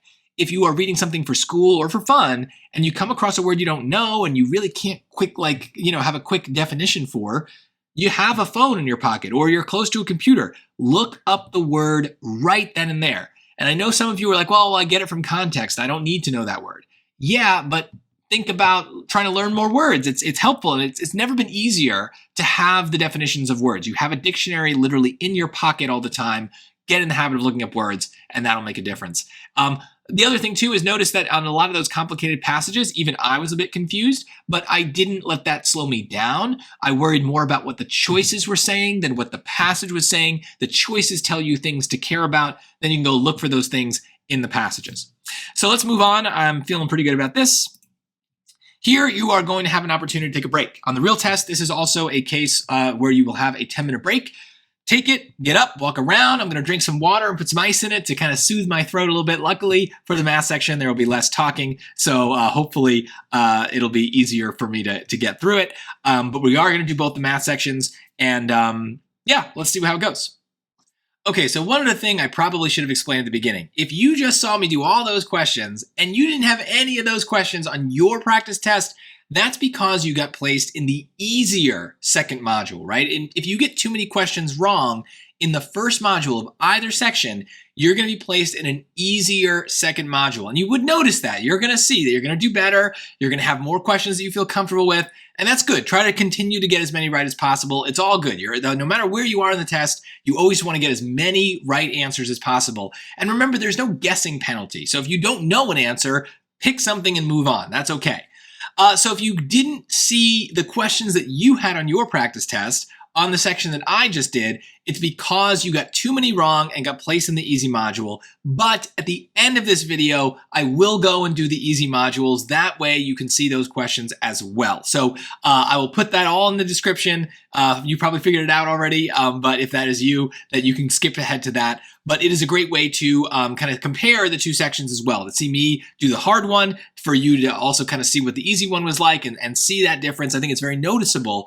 And the first module for each subject is more of a kind of overall mixture of difficulty. Some easy questions, some hard ones, some middle of the road questions. So you will notice a definite shift no matter what happens for that second module. So I would say, if you're trying to get the best score possible, it's really important to avoid careless mistakes in those first modules. And as we head into the math, you'll see that's really important. I'll try to point out for this first module where there's potential traps, potential careless mistakes that you can avoid. That way you can save as many points as possible. I will not make those mistakes, so I am very confident we will get into the hard module, but at the very least, we will do the easy module at the end as well for math. So let's resume testing. We can cut the break short. It's going to go right into it here. And one thing to note about the math modules is I'm not going to skip ahead to anything because the math modules are generally in order of difficulty. So the easier questions are first, and then it gets harder as we go. So we should go in that order. That way, if we do run out of time, it's with the hardest questions left, and we've locked in some easy points. So this first question is probably just going to be about reading the graph. The graph shown models the number of residents of a certain city. Okay, how many residents does this model estimate the city had in 2010? So years after 2010, right? So no years after 2010 is right here, 20,000, right? Now, I'm surprised it's not an answer, but it's not here, right? I'm surprised they didn't put like 35,000 as an answer and try to trick you, because many people are going to do that. But they do this a lot on SAT questions where they do like X years after, and you got to just be careful and realize 2010 is 0 years after 2010. So we're looking at this point right here. All right, moving on. To repair a refrigerator, a technician charges $60 per hour for labor plus $120 for parts, which function F represents the total amount in dollars the technician will charge for jobs if it takes X hours. So this is what I would consider basic algebra. If you've never seen that f of x thing before, don't worry about it. It is just basically a y. Focus on every other part of this thing. And really what we're dealing with here is hopefully something you've learned in school. Y equals mx plus b. It is a line. You can kind of see that this equation mimics what's there. So we have to worry about the slope, which is the m, and that's going to show up as a rate. And then the y-intercept, which is the b part, is going to show up as kind of like a starting value or sometimes like a fee. So in this case, $60 per hour, notice you can't highlight that, but $60 per hour, that is definitely our rate. So we want that to be attached to the X, that's going to get rid of choice A, and then 120 is kind of like the fee, right? No matter what, you're going to have to pay $120 for the parts. So that's going to be a plus 120, not minus, and we need it somewhere. So there you go. lines are a big part of the SAT and a very, very, very big part of the 8th and 9th grade PSAT, because that's kind of all you've learned in math in school, so you're going to see a lot of it. Let's continue. Okay, if 3x equals 30, what is the value of 3x minus 12? So this is a nice little algebra review here. I would not use a calculator here. I'll show you plenty of opportunities to use the calculator later. But 3x equals 30. Hopefully you can think about this in your head, right? We need to divide by 3 to cancel this out. So we get that x is 10. Now that sometimes is an answer, so you gotta be careful. But really what we wanna do then is see, and I realize this is a shortcut I could have taken, but that's okay. 3 times 10 minus 12 is 30 minus 12, which is 28? Nope, 18. So there you go, 18. Now the shortcut I could have taken is realize that if 3x is equal to 30, right? 3x is equal to 30, let's just pop that right in there without even solving for x. So sometimes you can do that. The SAT loves to do that as well. They love to set you up with that kind of situation where you get, you kind of don't even have to solve for x. It kind of works itself out. Okay. I don't even know where all these answers would come from, right? It's 3x minus 12. 10 minus 12 would be negative 2. So if we did solve for 10, right? 10 minus 12, negative 2. So the answers are not random is really the key. Okay. Please put in the comments, if you are looking at this 8th and 9th grade test, if you are an 8th or 9th grader, I am really curious if you have done f of x in school before, or if this is something that's completely new to you. It's very easy to show you what to do, right? So this is an instruction. This is not f times x, this is an instruction. Basically what it means is that f is kind of like this whole thing. It's what we do to the x. And the x in parentheses is telling us what number we do it to. So when we write f of 7, that's code for let's put 7 in for all of our x's and see what happens. So 80 minus 6 times 7. So you can use your calculator at any point here, but 6 times 7 you should know is 42. So 80 minus 42 is going to be 38. So f of 7 is 38. Is that an answer? Yes. And before we move on, just to point out, what does this really mean? This is a point where 7 is our x coordinate and 38 is our y coordinate. So it's another way of talking about points and x's and y's. If you've never seen this before, this is maybe one of those things to study a little bit before your PSAT, because it's not hard. It just looks scary, but it's actually really, really simple. So it's just another way of thinking about x's and plugging in points. Cool. All right, here's just a nice little graph. In April, there were 43 volunteers for a cleanup project. Each volunteer was asked to choose a small gift labeled A, B, C, or D. The bar graph shows the number of volunteers who chose each gift. How many volunteers chose gift C? So just look at C, it's 18, and we're done. See, still very easy. All right, a data set of 3 numbers is shown. If a number from this data set is selected at random, what is the probability of selecting a negative number? Well, that's 1 out of 3, so 1/3. That's it. What is the positive solution to the given equation? Okay, this is where I'm actually surprised. This is an 8th or 9th grade exam. How many of you have learned quadratics and stuff like that in 8th and 9th grade? It's another topic where I'm just like amazed. I don't feel like you guys know this stuff. So the thing is, we could factor this. Maybe some of you have learned how to factor, but this is not going to be a nice factoring situation. So let's learn how to use the Desmos calculator. So right here at the top is our calculator. It says it. Click it. It's going to open a nice little thing for you here. So in many cases, if you want to solve for x, if you want a solution, just type what you're given into the calculator. So 7x squared minus 20x minus 32 equals 0. So if I type it exactly as is, here's what's happening. It's giving me 2 straight vertical lines as the answers. And I can click them really at any point, but you really want to click them where it's easy to click them, right? So that's at the x-axis. And it's giving us the 2 answers. One is 4, one is negative 1.143. So they wanted the positive solution, so we're going to put in 4. So why are they straight vertical lines? Well, the short answer is that basically what we're asking it to do, this calculator, is solve this equation for us. So if you were to solve it all out, you would get something like, at the end of all of this, 7, you would get something like x equals 4 and x equals whatever the other one was, negative 1. That's some sort of fraction, but we'll just leave it like this, negative 1.143, right? This to you feels just like, oh, that's just algebra. I've solved an equation. But what the calculator sees, since it's a graphing calculator, is it thinks of it as a graph. And x equals a number is a straight vertical line up and down the graph. So it's just graphing that answer for you as if it were a line. So if you can read it and understand what it's doing, great.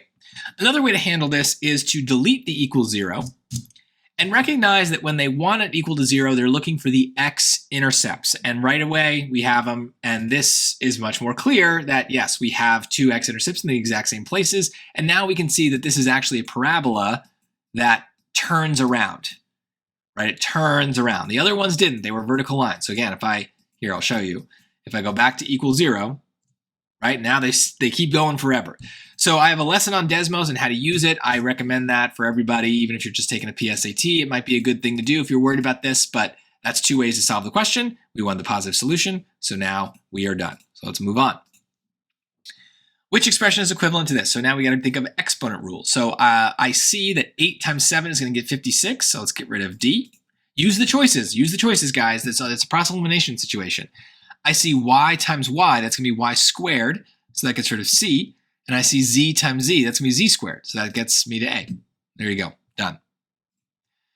Okay, for a party, 50 dinner rolls are needed. Dinner rolls are sold in packages of 12. What is the minimum number of packages to be bought for the party? So let's just do a little basic arithmetic here, right? So we need 50, and we can buy them in packs of 12, so let's divide by 12.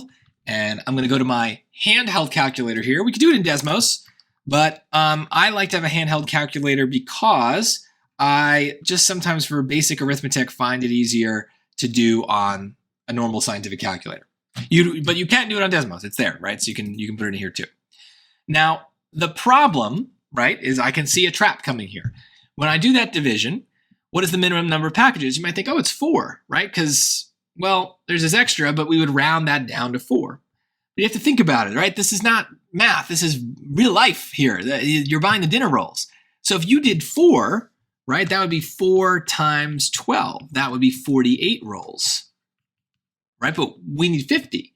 So even though we're going to have extra, we're going to have more than 50, we need there to be 5. So 5 rolls here. But notice, they are purposely here giving us a situation where there's a temptation to get it wrong, right? There's a temptation to round. And if we're too robotic about our math, we might make that mistake because we're just like, it rounds down. That's just how it goes. So be careful there. That's definitely very tempting. Okay, moving on. And there's only 22 questions here, so we're making great time. What is the positive solution to the given equation? So the answer here is just 22 because this is just a definition. X squared is what is x times itself. So what number times itself would be the same as 22 times 22? Well, it's 22 times 22. So there you go. But if you weren't sure, look what we can do. Let's put it in Desmos. X squared is equal to 22 times 22. And I don't see anything, but let's zoom around, right? There it is. Boom, right? And it's 22, right? Now we had another one. I kind of skipped over it. Down here at negative 22, because remember, if you square a negative number, it's going to produce a positive number. So that makes sense, but just read the question. They don't want any solution. They want the positive solution. The SAT loves to do this. So always make sure you are reading the question carefully. Great. Okay. In the right triangle shown, what is the value of A? So this is another aspect of the PSAT you should know about. We have the calculator at the top. We also have this reference chart at the top. And if we open it, we see all of the geometry formulas. So, or I shouldn't say all, we see many of the geometry formulas that you need to know for the SAT and PSAT. And so a lot of stuff is there for you. In this case, they do tell us the number of degrees in a triangle. So we don't have to memorize that. I think it's a good thing to memorize. It comes up a lot, but there's 180 degrees in a triangle. So we now know that we can solve this because we have all of the other angles besides A, right? There's 180 degrees. We have 90 covered by that right angle down at the bottom left there. And then we also have 13 that we can subtract out. So I'm afraid of making a mistake. I think it's going to be 77, but 90 minus 13 is 77. And there you go. So that's what's left over. So that has to be choice B. There you go. So don't forget this is there. Any geometry question, if you're stumped, just at least open this. You never know. You never know it's going to help you. Okay. Gabriella deposits $35 in a savings account at the end of each week. At the beginning of the first week of a year, there was $600 in that savings account. How much money in dollars will be in the account at the end of the fourth week of the year? So a couple ways to do this. You could just kind of like brute force it, right? So 35 at the end of each week. At the beginning of the first week, there was 600. So then this is the start, right? So then you could do, okay, first week is going to be another 35, so plus 35. Then the second week is going to be another plus 35. Third week is plus 35. Fourth week is plus 35. And just do it in a calculator, right? So end of the fourth week. So we have, I'll do it here just to show you, 600 plus 35 plus 35 plus 35 plus 35, 740. Answer. Now, that's not the way that the SAT wants you to do it, though. The PSAT, they want you to create an equation where we have another y equals mx plus b situation, where y is the amount, and then m, that's our rate, so that's 35, and x is the number of weeks, and then 600 is our starting point. So we have 4 weeks going by, so that's 35 times 4 plus 600, and it's the same thing, right? Because look, it's 35 4 times, so it makes sense, and that's still going to get us to 740. But you don't need to answer everything like it's your math teacher. You can just answer it the way you want to answer it, right? Because who cares? It's, it's just about getting the points. You don't get extra points for doing it the right way, Moving on. A triangle is a base length of 40 centimeters and a height of 90 centimeters. What is the area in square centimeters of the triangle? Well, lucky for us, area equals 1/2 base times height. A triangle is a base length and a height of 90. So it doesn't say anything about them being like, perpendicular to each other or anything, but I guess, just follow the formula. 1/2, the base is 40 and the height is 90. So 1/2 of 40 is 20. So 20 times 90 is 180. Nope, 1800. Oof, see, careful. Use the calculator. Almost made a mistake there. Let's just make sure. 0.5 times 40, using this calculator, times 90. 1800. Yeah, there you go. Okay, moving on. For the linear function f, the graph of y equals f of x in the xy plane is a slope of 2. It is a y-intercept at 0, -5. Which equation defines f? This is a great example of something that I know all of you have kind of learned, but I don't know if you've learned it in these exact words, this language, right? Linear function f. What are we doing? Y equals mx plus b again. And the y-intercept of -5 doesn't really matter because we can see the b for all of them is -5, but slope of 2, that's just the number in front of the x. And only one of them is a 2. So there's nothing else to do there. That's it. It sounds very intimidating, but it's not. And I think that that's a good reminder for the PSAT, for the SAT. Like, a lot of times things sound bad, but it's not so bad. Just try the simplest thing you can think of. Cool.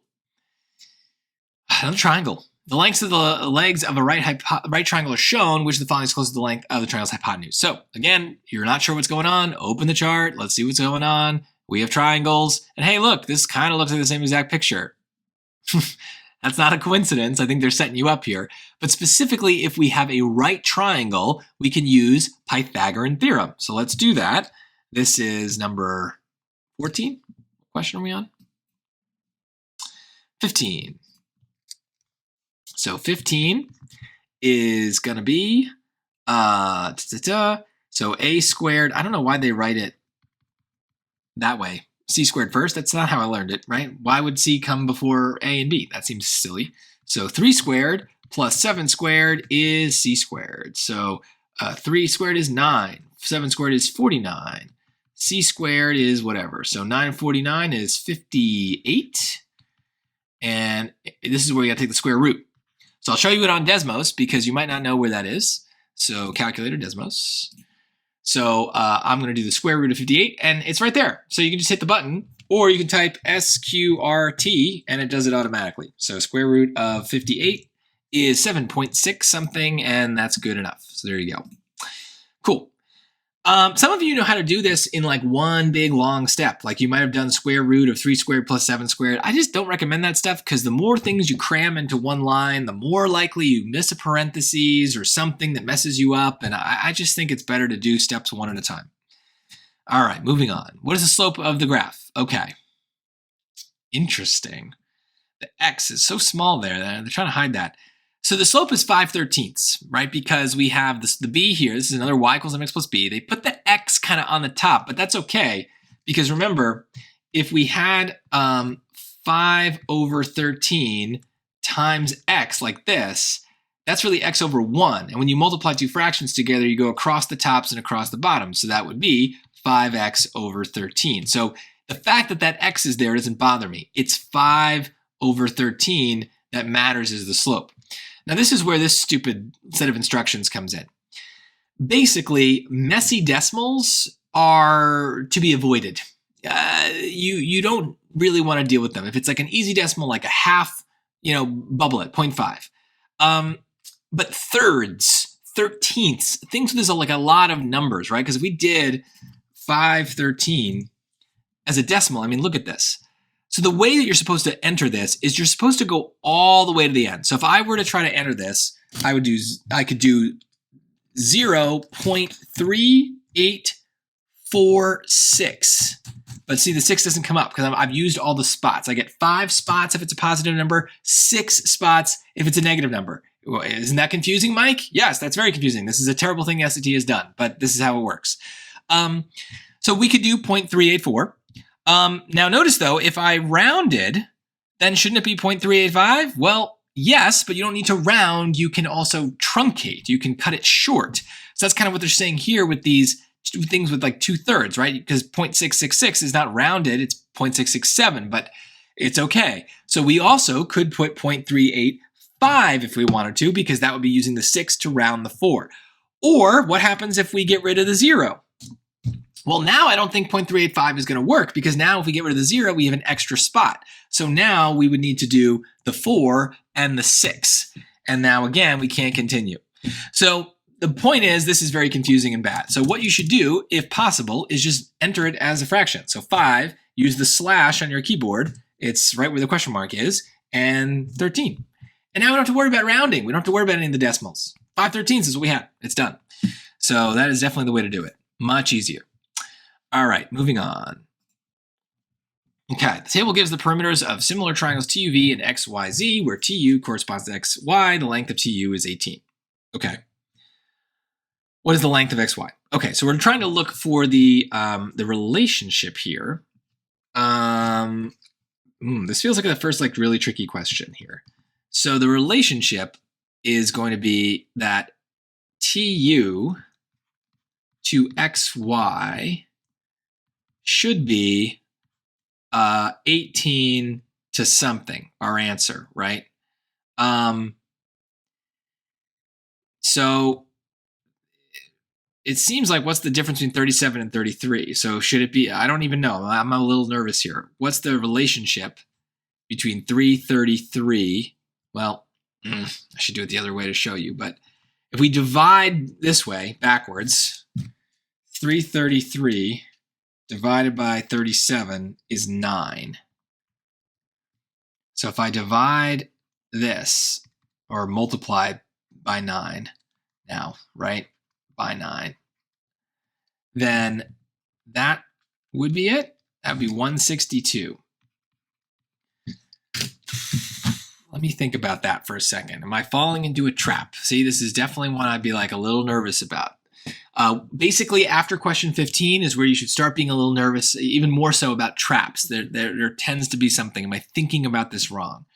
Right, so if I had a triangle, this is where I would do something called basically arithmetize. Let's make our two triangles. One's bigger, one's smaller, right? So we have T, U, V, X, Y, Z, X, Y, Z. Okay. So TU is supposed to be 18.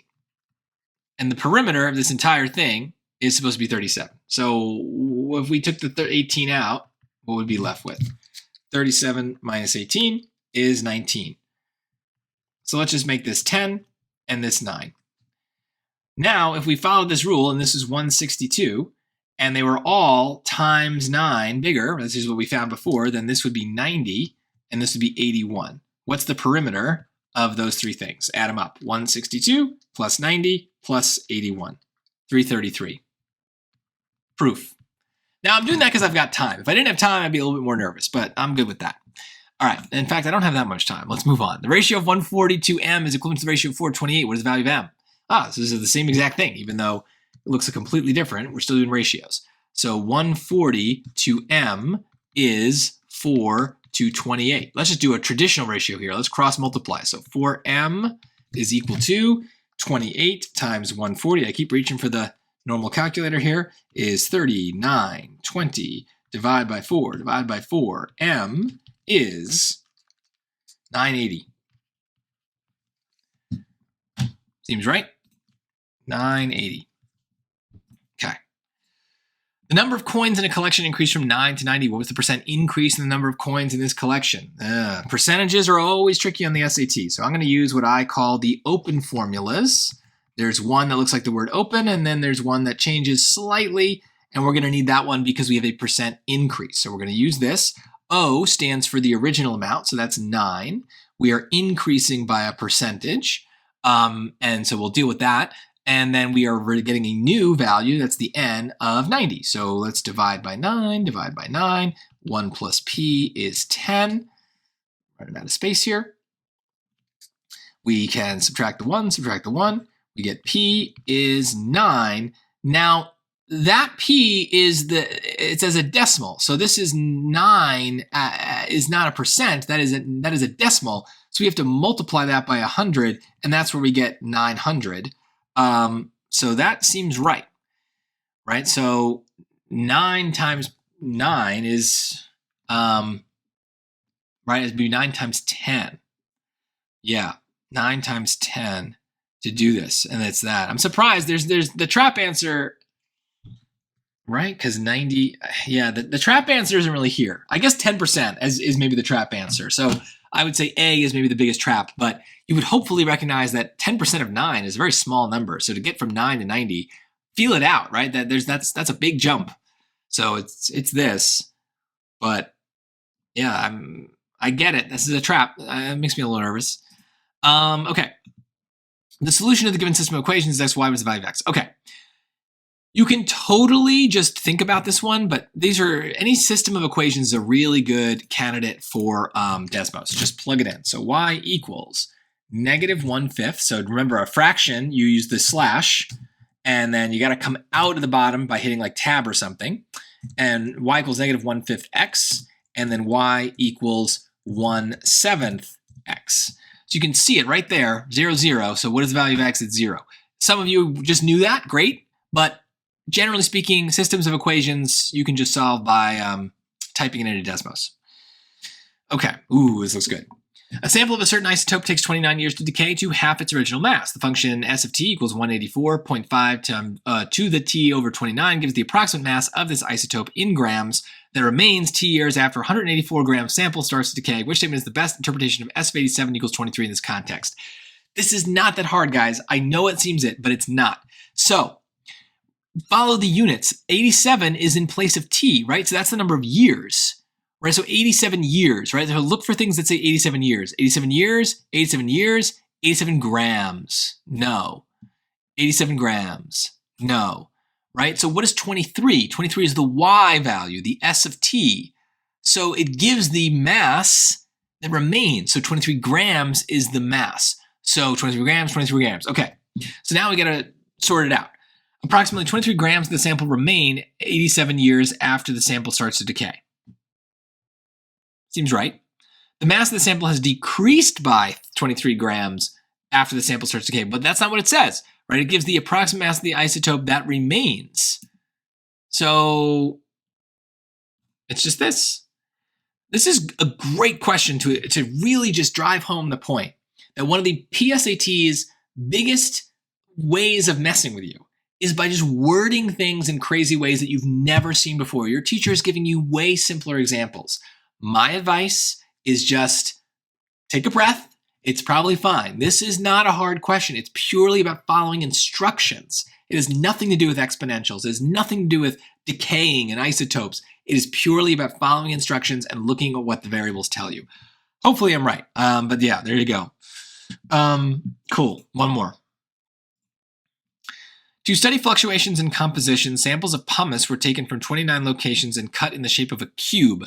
The length of the edge of one of these cubes is 3 centimeters. The cube has a density of 0.230 grams per cubic centimeter. What is the mass of the cube in grams? So the SAT's been doing this more and more. They make you think you need to know the density formula, and maybe you do, because if you've taken like physics or something, it's come up. But my advice is just use the units.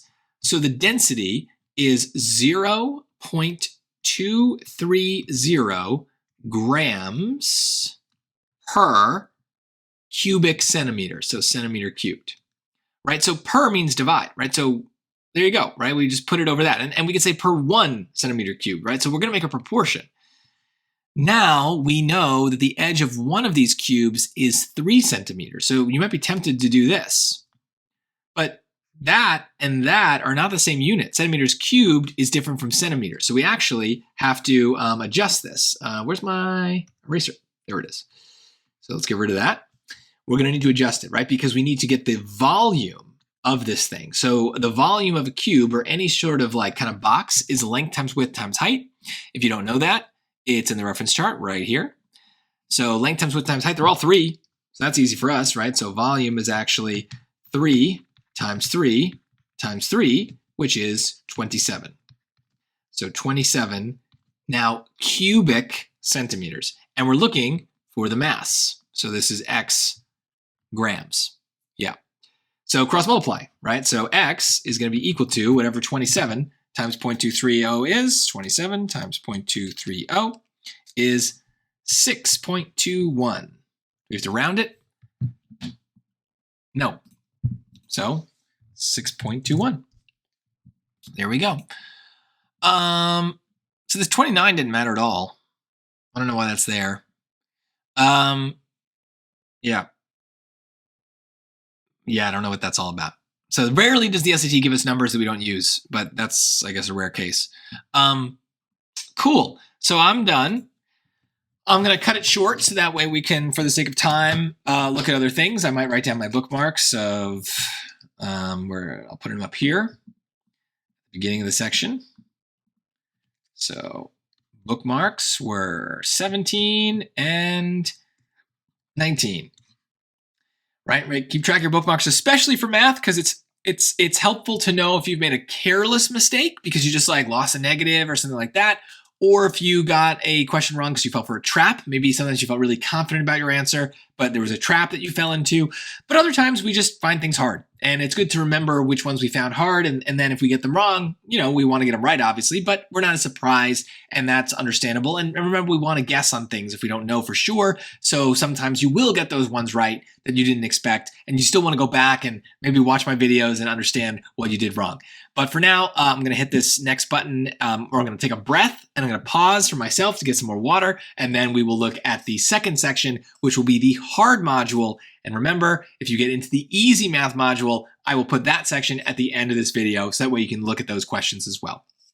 All right, I'm about to hit the button to go right into the hard module. It will start right away. Let's just take a look and see what happens. As with last time, I am not going to be talking as much and teaching as much because this will be harder. I'm going to need the time to work on the questions. So let's see what we get. An object travels at a constant speed of 6 centimeters per second. At this speed, what is the time in seconds that it would take for the object to travel 24 centimeters? So if it's 6 centimeters per second, 24 centimeters, 24 divided by 6 is 4. So that seems pretty obvious to me. Let's just double check. Right, so 24 centimeters. Yeah, I mean, we could do this the same way we did the density question, right? So 6 centimeters per 1 second, and we have 24 centimeters over x seconds. So cross multiply, 24 equals 6x divided by 6 divided by 6, and x is 4. Yeah, good. Okay.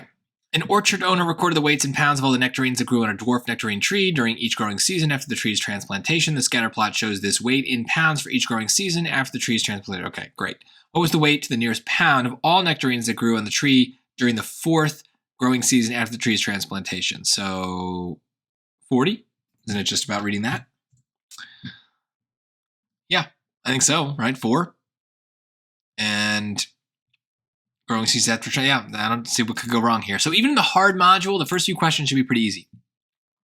A piece of wire with a length of 32 inches is cut into two parts. One part is the length of x inches, and the other part is the length of y inches.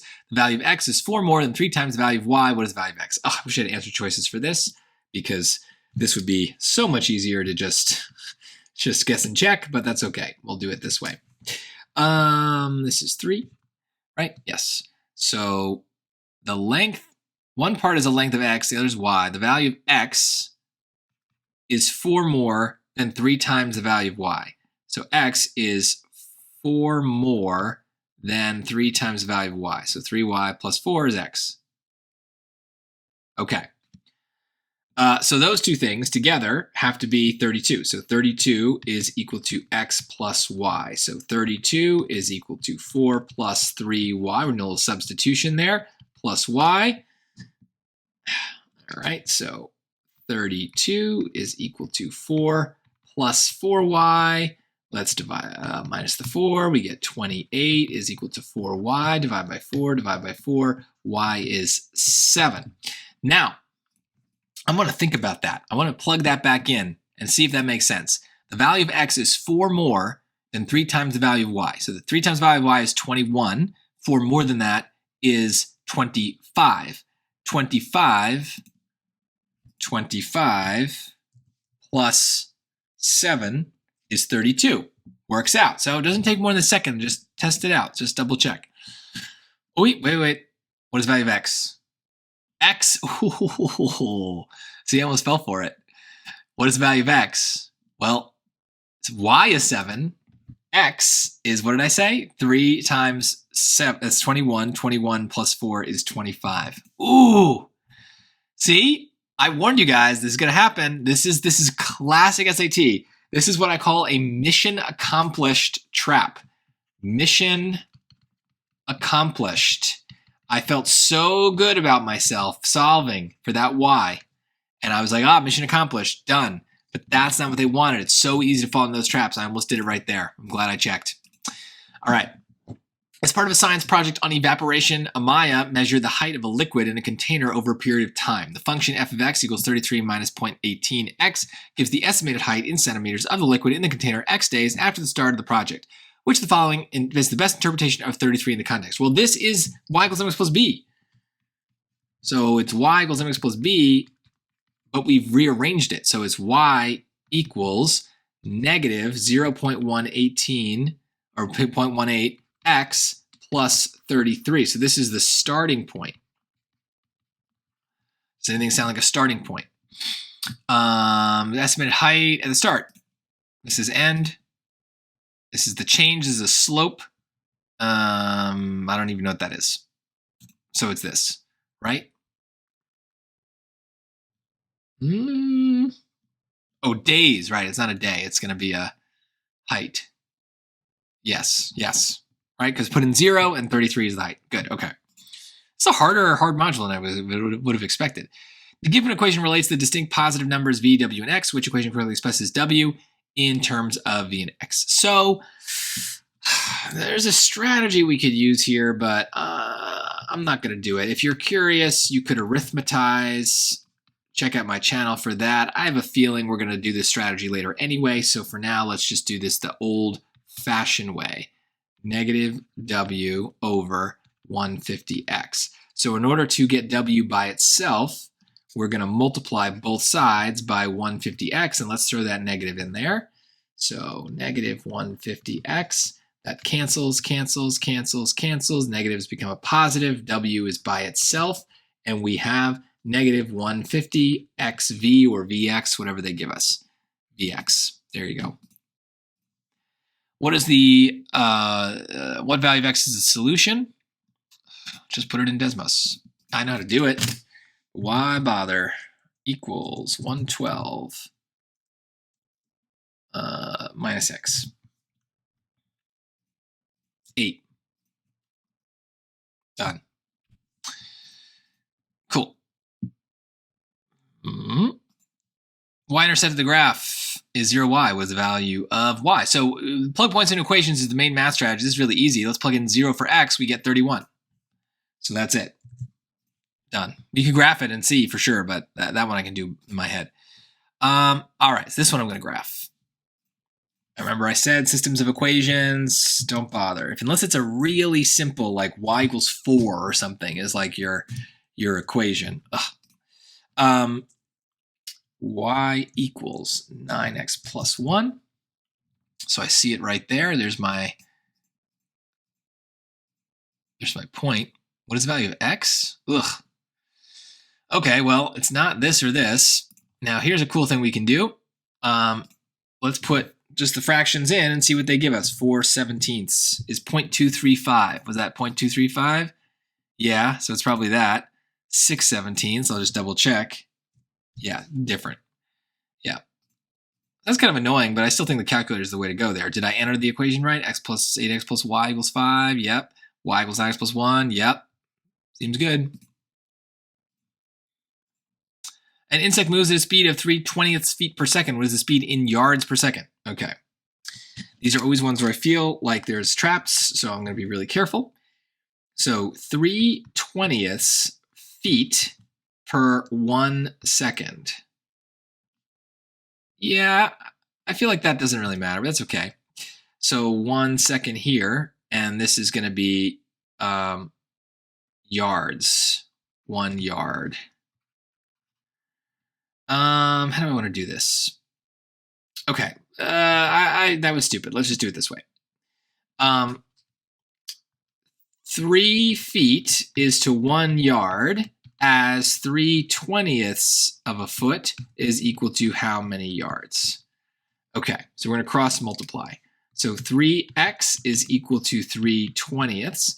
Here, I'm going to divide by 3, which is the same actually as multiplying by 1/3, which is really easy to do because then those cancel out and we're left with 1/20. Yeah. All right.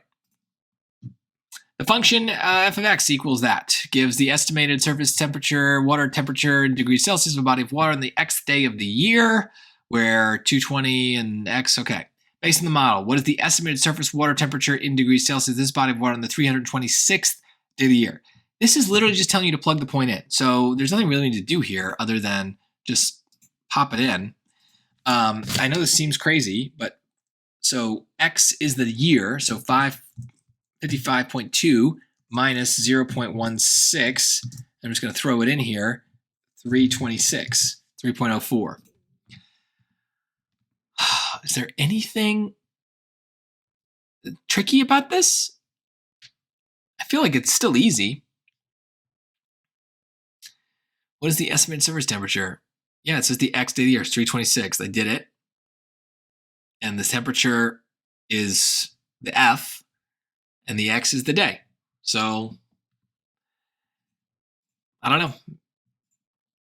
The length of a rectangle is 50 inches and the width is x. The perimeter is at most 210 inches. Which inequality represents the situation? Okay. Couple of ways to do this, right? So you could think about the perimeter equation, which would mean, you know, thinking about two sides. This is 11. I would just draw a thing.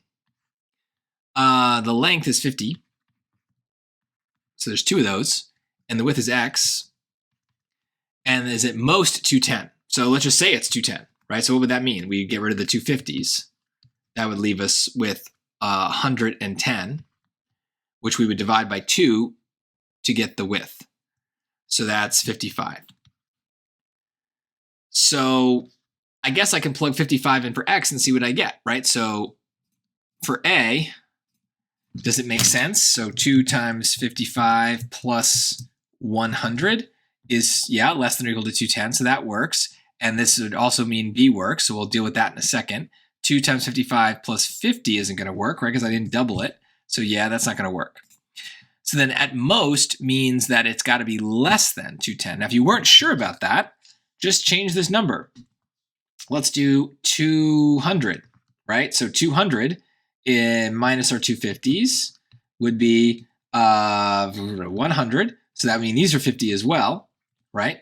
So then if we switch that to 50 and we put this back to 100, that's 200. And 200 is less than 210, not greater than. So we tested it out. That's a number that should work, and there you go. So maybe if you didn't know what at most meant, you'd be in trouble, but that seems pretty easy to me. Okay, this is basic factoring. So we could arithmetize again, but let's just, if we distribute it, right? So factoring is annoying, but distribution is easy, right? If I distribute this x back in, I wouldn't get 8s here. These would still be 7s. Here I'd have 8 to the 10th. The 10 is on the x, not on the 8. Yes, this is wrong too. This would be 8x to the 11th. Nope, so that's not going to be right. This would be 8x, and then that becomes the 10th minus 8x to the 9th plus 88x. So yes. Another way to do this, I don't recommend it, but you could do 8x to the 10th minus 8x. I shouldn't really do this. I'm wasting time. Plus 88x. You're going to get some sort of shape. It's not even a very nice shape here. Ooh. And then you can compare your correct answer, x to the 9th minus x to the 8th plus 11. And it should be the same thing. So you can see it. Maybe if I do this, you can see that if I turn the green off or the purple off, it's overlapping perfectly. So it's hard to see if I'm zoomed out, I guess, but you can see if they overlap perfectly, that's what you want. That means that they're the same thing. So that's definitely it. Okay. The graph of y, oh, this is hidden, right? Got to read this. The graph of y equals f of x minus 11 is shown. Which equation defines the linear function f? This means that they've moved the graph down 11. So we need to look at this and see what's going to happen. So I'm going to do my favorite strategy, which is called plug points into equations. So I'm going to say that the point is 0, -4. So let's see what happens if we plug that in. To the original thing, that would be f of 0 minus 11 is -4. So we have to add 11. Let's get that by itself. So if you're not comfortable with function notation, this is going to be messy. 11 minus 4 is 7. So f of 0, that means that the point 0, 7 should be on my actual graph. So that gets rid of A and D, and now my slope won't change. That's down, what? Down 2 over 1? Down 2 over 1? So this, yeah. Oof. A total of 2 squares each have side lengths r. A total of 6 equilateral triangles each have side length t. None of these squares and triangles share a side. The sum of the perimeters of all these squares and triangles is 210. Which equation represents this situation? So oh my goodness. So 2 squares have a side length r. So if 1 square is r all around, that's 4r. So then times 2 of them is 8r. So I think that limits me right now to just c. And let's double check. 6 equilateral triangles have a side length of t. So a triangle is 3 sides. So t, t, t. So that's 3t. And then there were 6 of them. So that should be 18t. Yeah, good. Oof. Line H is defined by 1/5 x plus 1/7 y minus 7 equals 0. Line J is perpendicular. Okay, so I wouldn't graph this. 1/5, this is 15. 1/5 x plus 1/7 y minus 70 equals 0. So perpendicular lines have negative reciprocal slopes. So I want to get back to y equals mx plus b. So that's pretty easy to do. Let's minus the 1/5 x. Let's add the 70. I don't even care about either of those things, but or I don't even care about the 70, but we'll do it anyway. So 1/7 y is equal to -1/5 x. Almost lost the negative there. Plus 70. And then we really need to get to y equals mx plus b. So we have to multiply by 7. So we do the same thing here. And we get y is equal to -7/5 x plus 490. I don't really care about that part though. I just care about the slope. So what is the slope of j? So it's going to be the negative reciprocal of this. So that means we have to flip the fraction and reverse the sign. So that should be 5/7. It's getting late. I'm tired, and so I'm going to bookmark that because totally possible I lost a negative somewhere in there, and yeah, that would be unfortunate, but feels right looking at it. Okay, in the given system of equations, these things are constants. The graph of these equations intersects at that point. What is the value of A? Okay.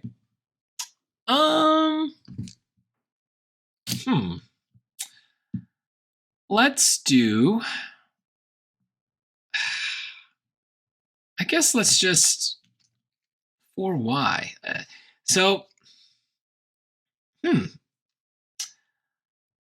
I don't really know how to solve this one easily to show you guys. I would solve the equation.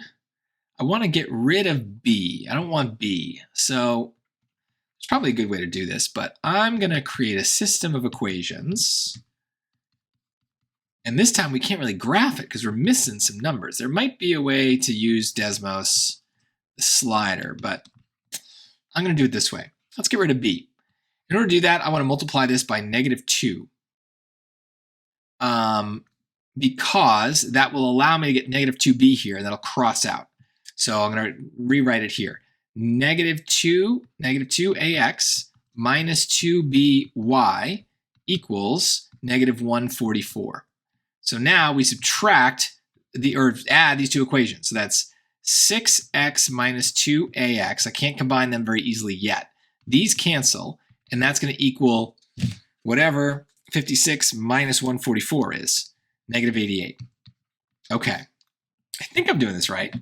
Now, since 4 is my x coordinate, I can plug that in, right? So 4y, but I got rid of the y. But I can solve for a.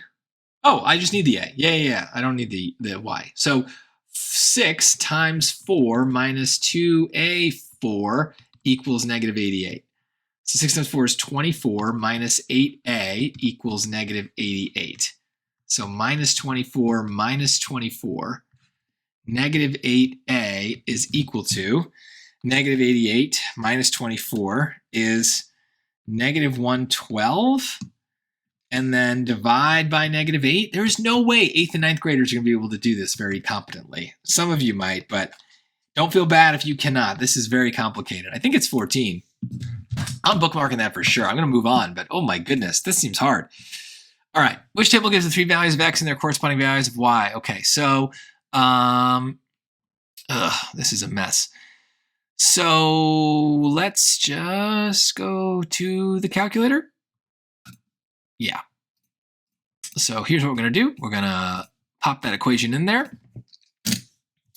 3/5 x plus 3/4 y is equal to 7. So I'm going to find the values for x is 1 just by doing x equals 1 and getting a point where they match up. So that is 8.533. So let's test that out. So 113 over 20 is not it.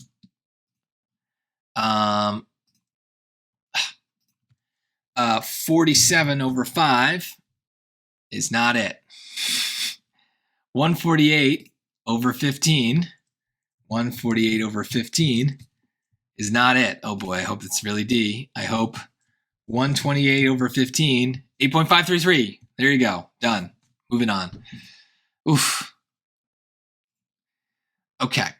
The dot plot represents a data set of the number of bursts for 13 eruptions of a steam vent. If an additional eruption with 11 bursts is added to this data set to create a new data set of 14 eruptions, which of the following measures will be greater for the new data set than for the original data set? So we're not going to calculate these things. The mean will definitely be bigger because if you add in an 11, that's huge. It's going to be all the way out here. So it's definitely not this or this. The mean is definitely going to be bigger. Now the median might not be. Let's see. 1, 2, 3, 4, 1, 2, 3, 4, right? So the median is 2. If I added one extra number, it would still be 2. So the median is not going to change. So 2 only is going to change. That's very definitional. Oh my goodness. The functions f and g are defined with the given equations. If f of -4 equals c, where c is a constant, what is the value of g of c? F of -4 is c.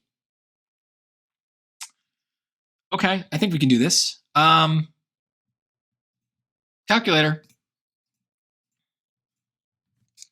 So f of x is equal to, just type it as you see it, 3 plus absolute value of -2x minus x squared.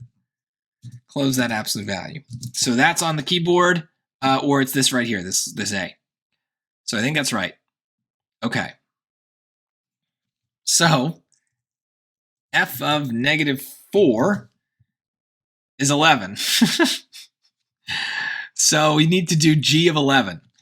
Now, I can't do g of w. I don't think that's going to work, but I'm going to just change those w's to an x, and it's going to be the same thing. So that's absolute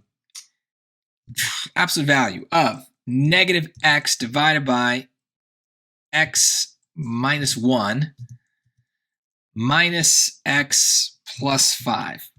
Oh my God, look at that's a crazy looking graph. Okay, so g of 11 is negative 4.9, right? Because we needed 11. I got nothing else to go on. That's way too crazy for me. This is hard. This is tough. People are going to have so much trouble with this. So if you're watching this, notice how I'm using the calculator, right? It's not like I understand this math either. Like I get it, but like the calculators really helped me out here. I'm just mostly worried I typed that wrong. So g of x, negative x over x minus 1 minus x plus 5. And the f of x, 3 plus the absolute value of negative 2x minus x squared. F of negative 4, 11. G of 11. Yeah, it's got to be right. But woof, that's tricky. All right.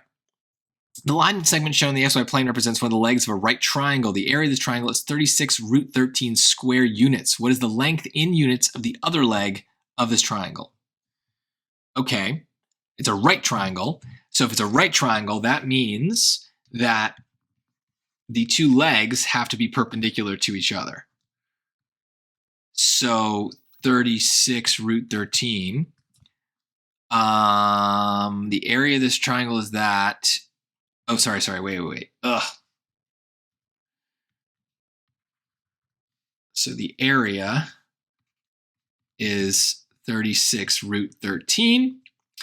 And that's going to be the base times the height times a half. So area equals 1/2 base times height. So we can multiply. Let's do it down here. So 36 root 13 is equal to 2 or 1/2 BH. So let's multiply by 2, multiply by 2, 72 root 13 is equal to the base times the height. So this is one of those, right? So I would need to get the length of that. And the best way to do that is actually another Pythagorean theorem here. So if we look at this line, let's just rough draw it, right? We have a bunch of distances. This is hard for me to see. 1, 2, 3, 4, 5, 6, 7, 8, 9. I think I'll double check that. And then 1, 2, 3, 4, 5, 6. Right? So that goes from -6 to 3, which is a distance of 9, and from 10 to 4, which is a distance of 6. So a squared plus b squared is c squared. So 6 squared plus 9 squared is c squared. So 36 plus 81 is c squared. Regular calculator. 36 plus 81 is 117. So this is radical 117. I'm not going to bother to figure out what that is. So that's one of these. So radical 117. So 72 root 13 equals radical 117 times the height, or whatever the other leg is. So let's just divide by that, divide by that. There's no way an 8th or 9th grader is going to be able to do this. This is insane. If you are, I'd love to hear some comments on this. Please put them in the video. How is this crazy? Have you ever seen anything like this before? Now I'm going to go to the calculator. This is crazy. Okay. So 72 square root 13. I've got to come all the way out and highlight that. Divided by square root of 117 is 24. Hopefully that's it. Oh my goodness. I'm not going to have time. After 20% of the original number of marbles in a group were removed from the group, 360 marbles remain in the group. How many marbles were removed? Okay. Whew. This seems easy. Let's see. So it's a percent decrease. So this is that open formula. So after 20% were removed, so minus 0.2, there's 360. So we can solve for that the original value by multiplying. So x times 0.8 equals 360. So divide by 0.8, divide by 0.8. X is equal to 360 divided by 0.8 is 450. I knew that's going to be an answer. That's wrong, though. That's the original number in there. So then 20% of that is removed. So we could also just do what is 450 minus 360. 450 minus 360 is 90. And yeah, 20% of that. So 0.2 times 450 is 90. Yeah.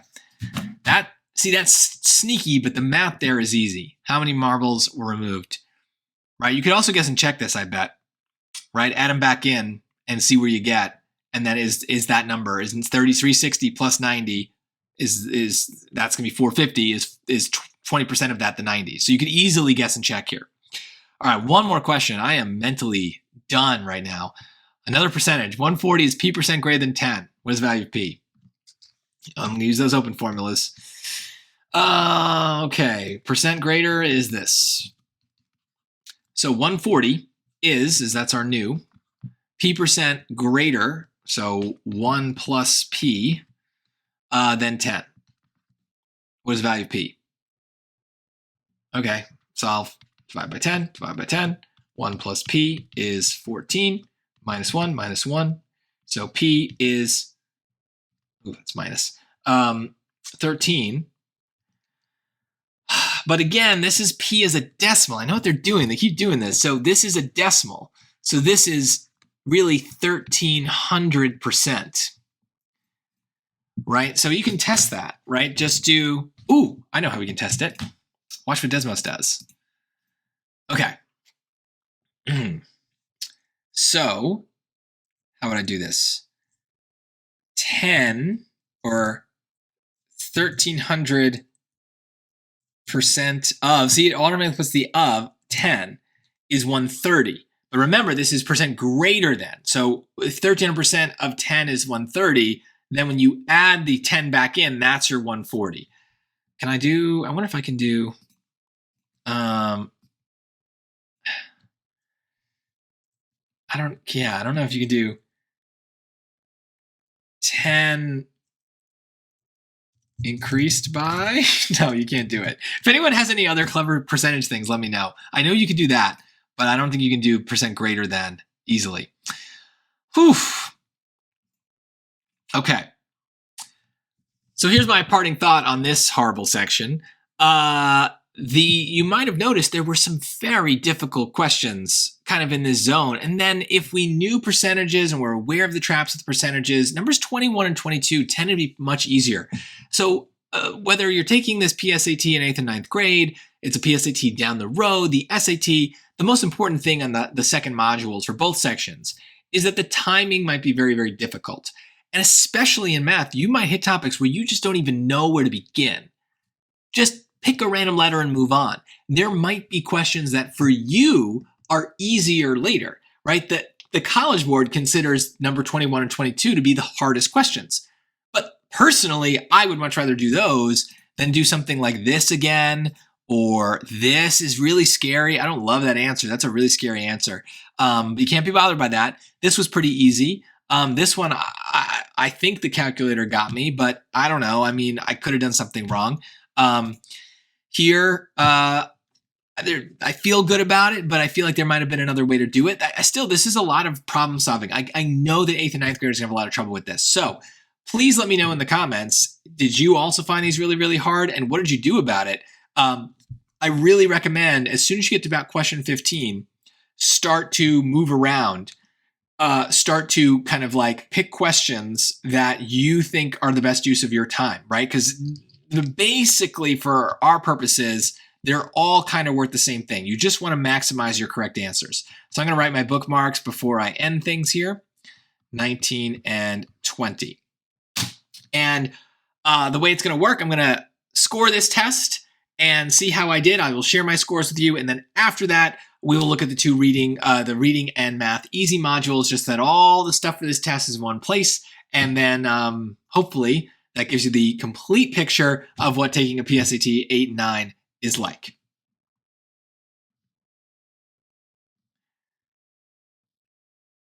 Oh, yeah. So I'm just going to hit the button here and it will score the test. Normally I would check things over, but let's just move on. I think you get the point. So it's going to do this. It's let it do this. Don't close your book. Let it do all this stuff. It's gonna move it in. If you get this screen, that's really good. And then you can see here, we need to go to mypractice.cb.org. So I'll show you that site and we will see our scores. We don't need to rate it if we don't want, but yes, we want to see this confetti. That's how we know that the score was saved. Okay, so you can see my College Board account has lots of stuff going on. I've been taking tests for a very long time.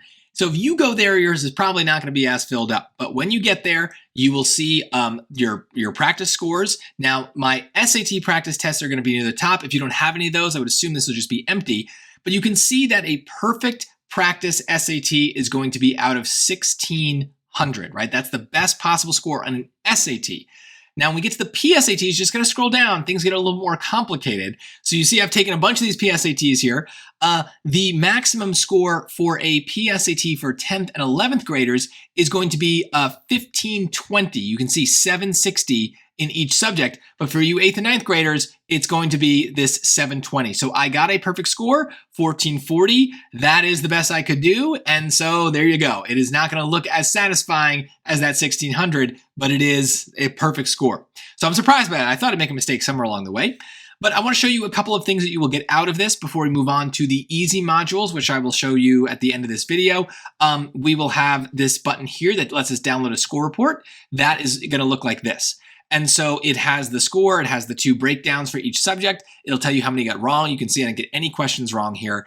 And then this is kind of a way to start to evaluate how you did. I have videos that explain each and every one of these categories. I'll link them in the description. But for the most part, basically, it's a rough estimate of kind of where you need some help. So mine are all filled in because I didn't get anything wrong. But even if you get a high score, sometimes you're not going to lose these little boxes, right? So if you're going to see how many white boxes you have for certain categories. Even if you get a couple wrong, it might not deduct in a certain category. It's just the way it works. So I don't think these are super helpful.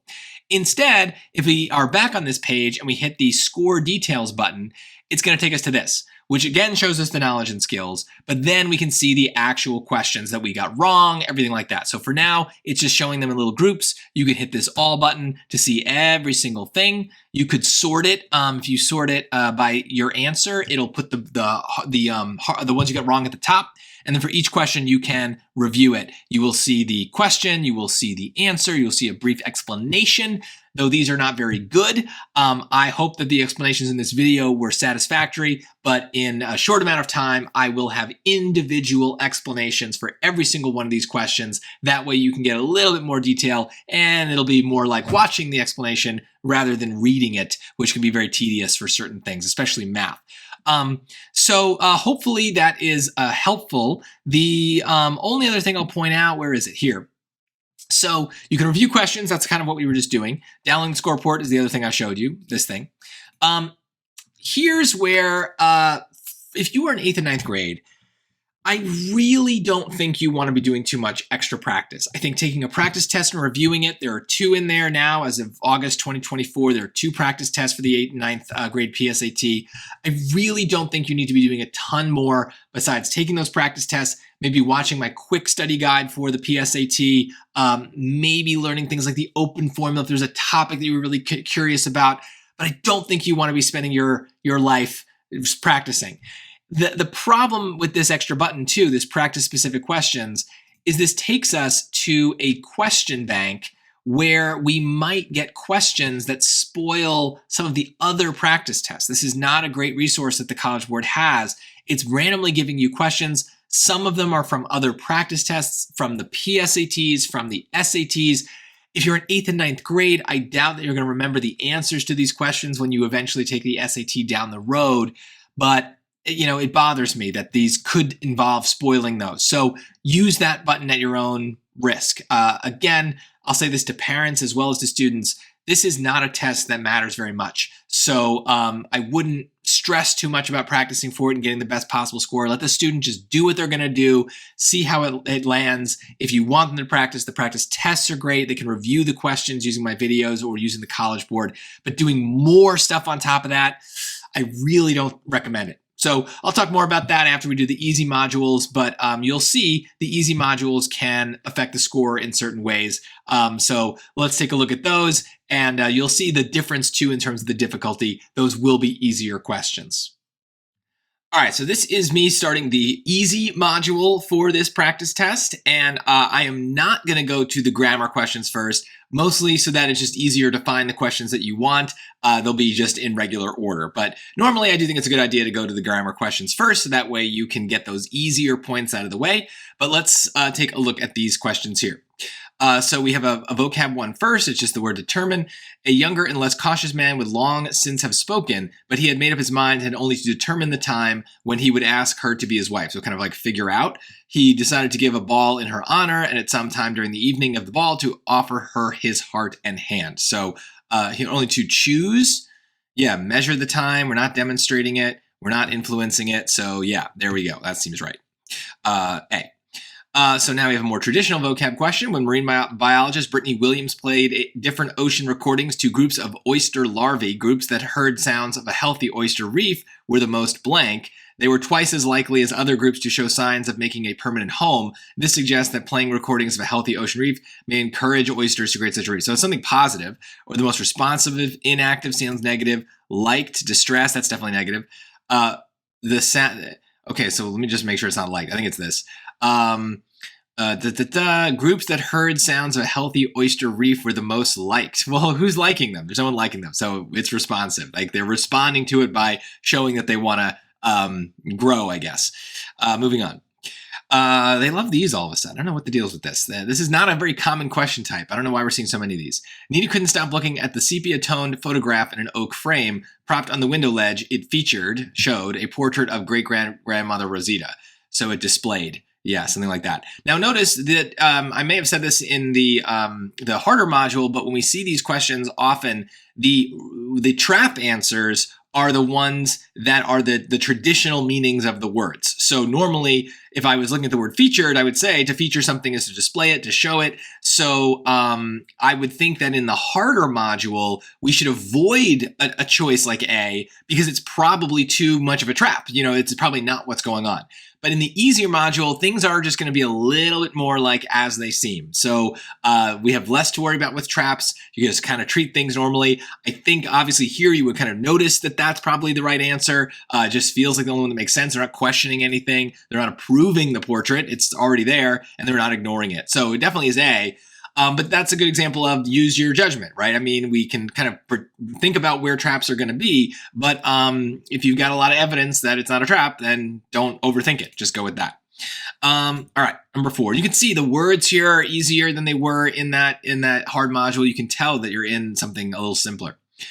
So researcher Lucy Salazar is using radiocarbon dating to study Machu Picchu, an ancient Incan fortress in the Andes Mountains. She and her colleagues have found that the site's age differs from the blank estimate. It is approximately 20 years older than scholars thought when first encountering Machu Picchu. So it differs from the original estimate, right? Because it's 20 years older than when they first encountered it. So that sounds like the original thing. From the independent, no. Intentional, genuine, no. So there you go. Okay, here's a passage. Main purpose. Oh, I think this is, so some questions you are going to see reproduce themselves. There's always 2 questions in these practice tests that are the same on the easy and hard module. There's lots of complicated reasons for that, but basically just don't worry about it. And I'll just do it again so that it's here in case you skipped right to this module to get these questions. So here we go. At a bus stop. I just go there to the bus stop to look at the people working out, see the gym across the street is this big window, like the whole wall is a window. They have those machines that make you feel like you're walking up steps. And so everybody just be facing the bus stop, looking all crazy like they're about to pass out. And trust me, there ain't nothing funny than that. So I check that out for a while like it's some kind of movie, the About to Pass Out show starring Stair Stepper Person 1 through 10. So what is the main purpose? Just describing this thing he's looking at. To give a reason why the narrator is excited to start middle school. Nope, he's not. It's not about starting middle school. To describe an activity the narrator finds amusing. Yeah, the people at the gym. To explain a problem. It's not a problem. To discuss a movie. It's not an actual movie. It's definitely this. So 5, yes, is B. Okay. So here they're asking how 2 would respond to 1. My favorite way to do these questions is to read number 2 first. Because I find that if I know what 2 thinks, then it's easier to think about what 2 would say when I'm reading text 1. So we're going to do that first. Let's read here first. Ecologist Juan Amat has found that flamingos apply a kind of makeup to make themselves appear pinker. A gland near their tail contains pigments that come from the food they eat. When the flamingos groom themselves using the pigments, their feathers become pinker. Flamingos may do this to improve their success during mating season when they would benefit from looking pinker. So it's about being pinker. Okay. And I'm going to use pink to show that. Now, what would they say to this? Flamingos are known for their vibrant pink coloring, but they're actually born with gray feathers. Their pink color comes from eating brine shrimp, but brine shrimp aren't naturally pink either. Animals can't produce carotenoids, the pigments that provide the pink hue. The algae that brine shrimp feed on, however, can produce these pigments. Thus, the pinker the flamingo, the more shrimp it is eaten.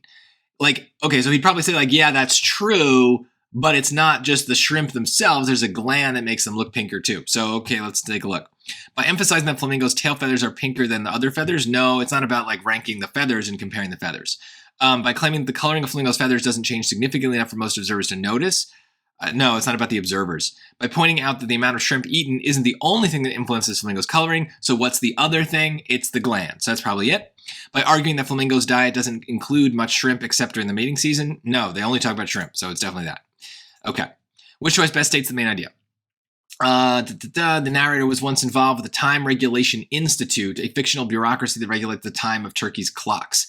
I may be the most humble and absurd man in the world, and as my wife says, the most slovenly creature you may ever meet. That is before the founding of our institute. But I did come to know a truly great man who possessed a natural genius for invention. I spent years at his side. I watched the way he worked. I witnessed how an idea would suddenly catch fire in his mind and take shape like a tree, sprouting roots, shoots, and branches before coming into being. So it's about him and someone else, I guess.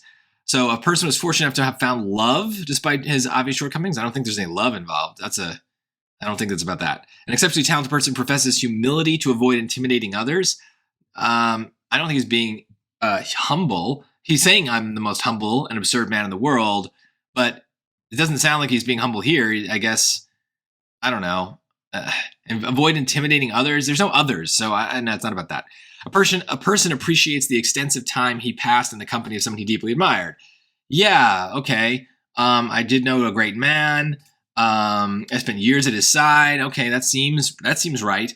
A truly brilliant person lets ideas mature in his mind before expressing them aloud. No, because this doesn't involve the other person at all. So, plus that maybe sounds like, are they talking about this guy as the truly brilliant person? I don't even know. It's definitely C. It's about him and him working next to someone else.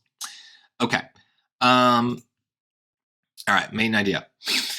In present-day Chiapas, Mexico, archaeologist Robert Rosenzweig, remote sensing specialist Ricardo Lopez Chorrillos, and colleagues have located 41 smaller settlements surrounding the ancient Mesoamerican city of Izapa. The researchers have concluded these settlements were culturally linked to Izapa, so they're linked, because of each of these settlements is the same age and configured in the same manner as Izapa, with a pyramid to the north and a plaza to the south. Their shared structural orientation suggests that residents of the settlements likely perform some of the same cultural ceremonies as residents in Izapa did. Okay, so researchers have determined that the arrangement of Izapa's structures is based on those of other nearby settlements. Maybe. Cultural ceremonies in Izapa seem to have played a more important role for its residents than those in smaller. No, it's not a comparison. So more important, it's not comparing. Although archaeologists have learned much about Izapa over years of research, they have only recently found the smaller settlements that surrounded it. No. Have located those. I don't think it's about the time. This is making it seem like it's about the time. It's not about that. Researchers have inferred that Izapa was related to the smaller settlements and surrounded based in part on the similarity of their construction. Yeah. Okay, that sounds better than A, but why is A wrong? Researchers have determined that the arrangement of Izapa's structures... Oh, it's backwards. I didn't even notice. Right? Because they're saying here that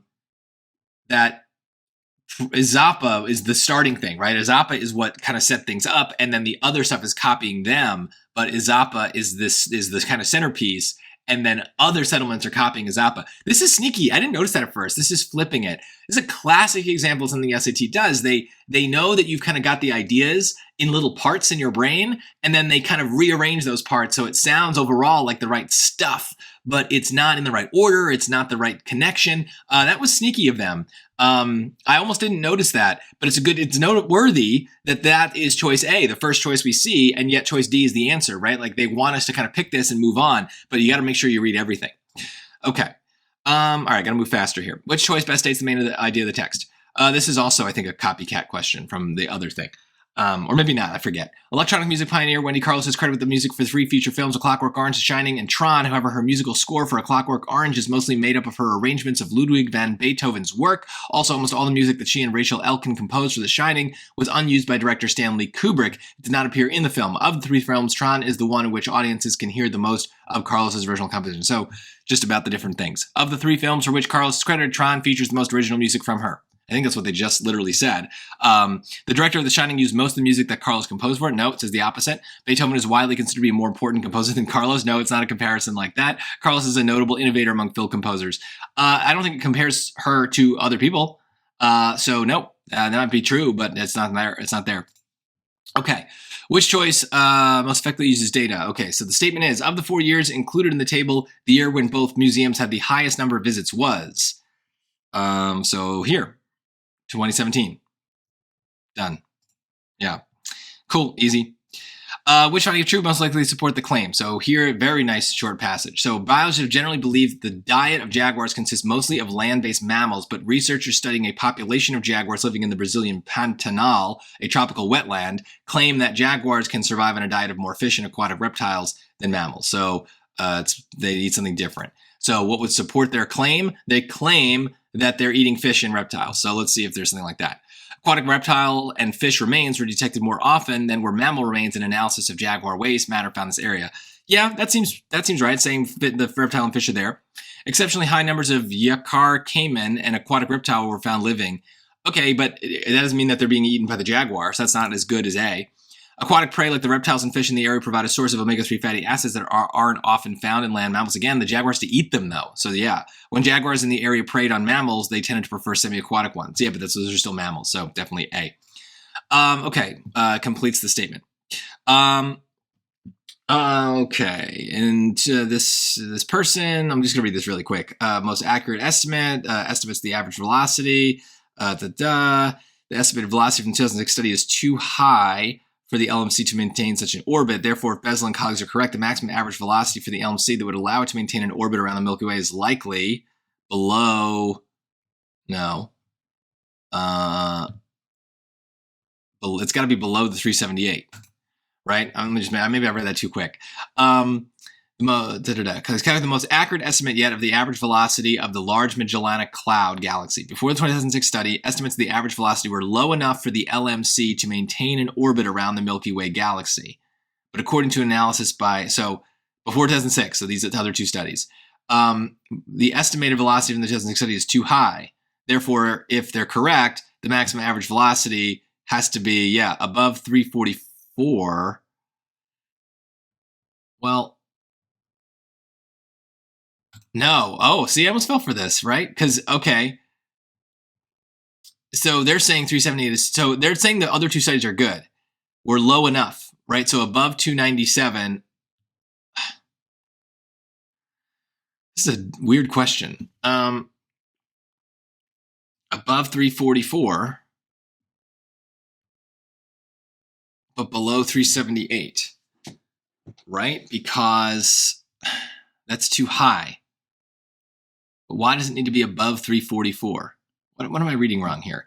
Therefore, if Besla and colleagues are correct, the maximum average velocity that would allow it to maintain an orbit. So, okay, yeah. Oh my God. See, I understood the 378 was going to be wrong. So that's why I knew it had to be A, but the 344 is bothering me. So what's happening here, this is a surprisingly hard question. What's happening here is basically we know that this one is bad, right? So this one here is bad. But the other 2 they're saying are good because before 2006, those were low enough, right? So 344, 297, those are good.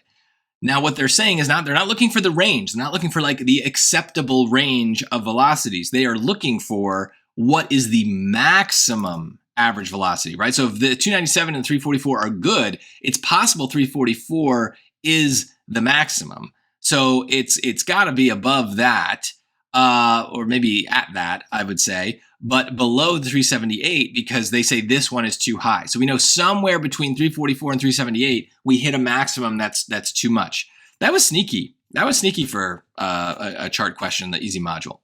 Okay.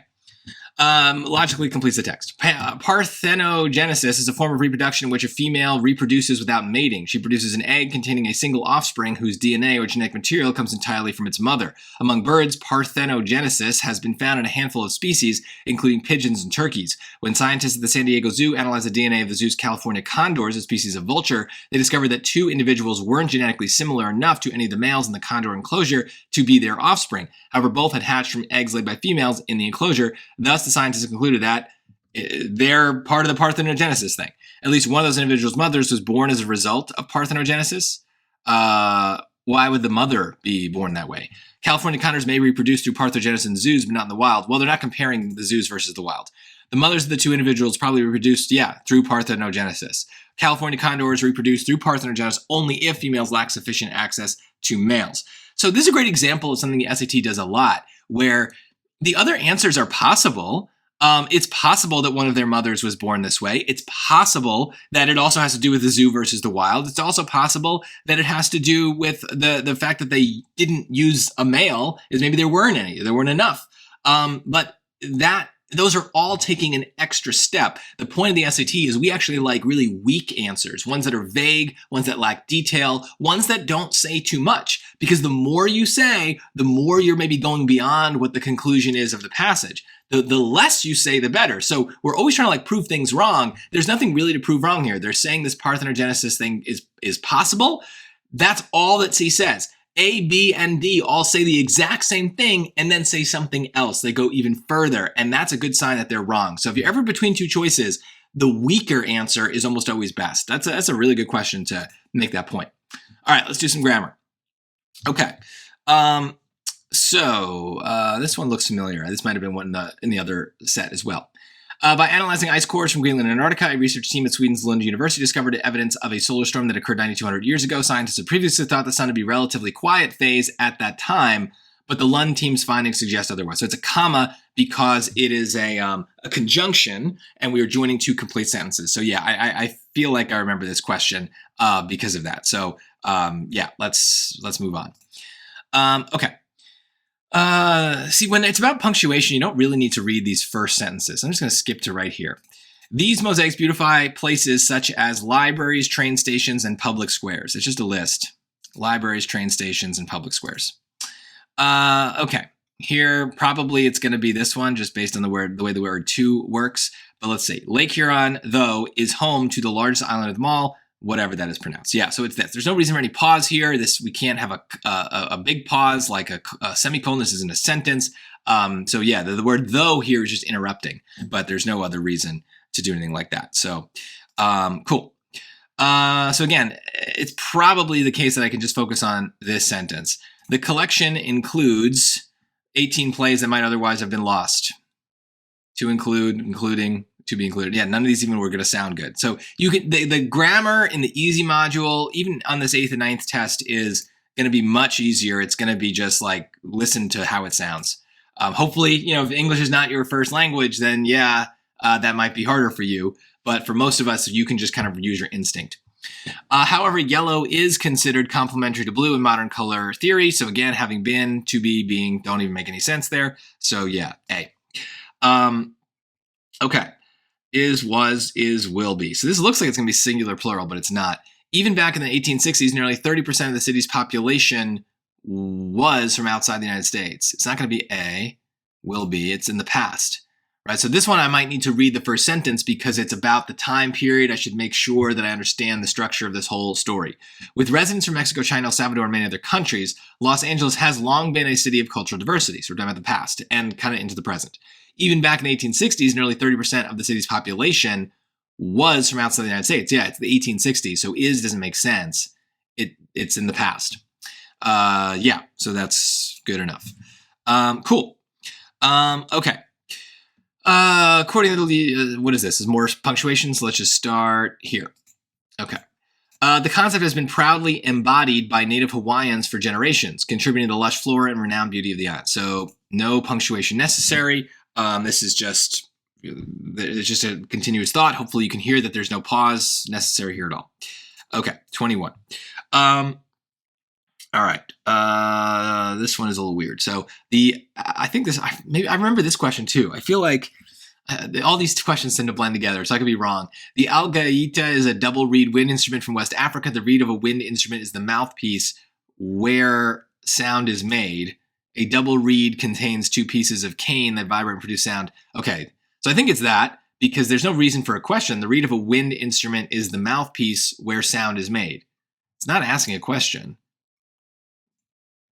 Yeah, it's not a question. So yeah, don't put a question mark. This is just a statement. Yeah. Okay, transitions. Many butterfly species have bold, brightly colored wings. Some butterfly species have wings that are almost completely colorless and transparent. That sounds like a however, because it's opposites. Glasswing butterflies, for example, have see-through wings that make them nearly invisible. So yeah, 22, yeah, feels like a D. Yeah, okay, cool. Moving on. Preston Singletary is a Tlingit glass artist who often collaborates with other artists. He has worked with Tua pottery artists, whatever, several times. So this is like a for example. Feels like it's just giving an example of someone that they collaborate with. So yeah, seems right. Okay. So 22 study by researchers, whatever, investigate the relationship between nonprofit arts organizations' spending and performance.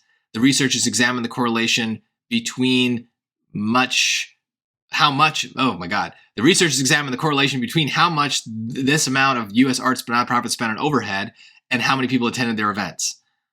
Okay. Yeah, this actually seems like a familiar question. I remember I struggled with this one, I think, in the hard module. Oh my gosh, they're all blending together. So I think it's this because a 2022 study by researchers investigated this. Now, specifically, is kind of like, for example, like how did they actually do it, right? So specifically, this is what they investigated. It's giving you the specific thing they looked at. It wouldn't be thus, because it's not like so the researchers examined it. It's not like they wanted to investigate it, so they did. It's saying in the same, they're kind of, the sentences are saying the same thing. We never really pick things like in addition unless everything else is wrong, because it doesn't really add anything. So it's not a very powerful transition. By comparison, this is definitely not a comparison. So it's definitely D, but yeah, okay. Now I remember that question. All right. The mineral, whatever, this thing is cryptocrystalline, meaning that its crystalline structure is so fine that the individual crystals cannot be distinguished by the naked eye or even under a microscope. The crystals in microcrystalline materials are also not visible to the naked eye. They can usually be seen under a microscope. So that said, because it's a contrast, they're also not visible to the naked eye. However, they can usually be seen under a microscope. That feels right to me. That said is just a very weird way of saying but. It's kind of like contrasting with what we just said. So that's one thing that is maybe good to do is like start memorizing some of these things as you practice what these words mean, right? So if you don't know what thus means, it basically means so. Similarly, and for example, you should know, but that said is going to throw people off for sure. That's basically a word that means but, and here's a contrast between being visible to the naked eye and visible under a microscope. Okay, another weird one, fittingly. So let's take a look. To perform a quad axel, a figure skater must leap into the air and complete 4.5 rotations before landing, an extreme feat. In 2022, when 17-year-old Ilya Malinin landed the first quad axel, considered the most difficult quad jump, in a high-level competition, the audience was left awestruck. So it's an example, kind of.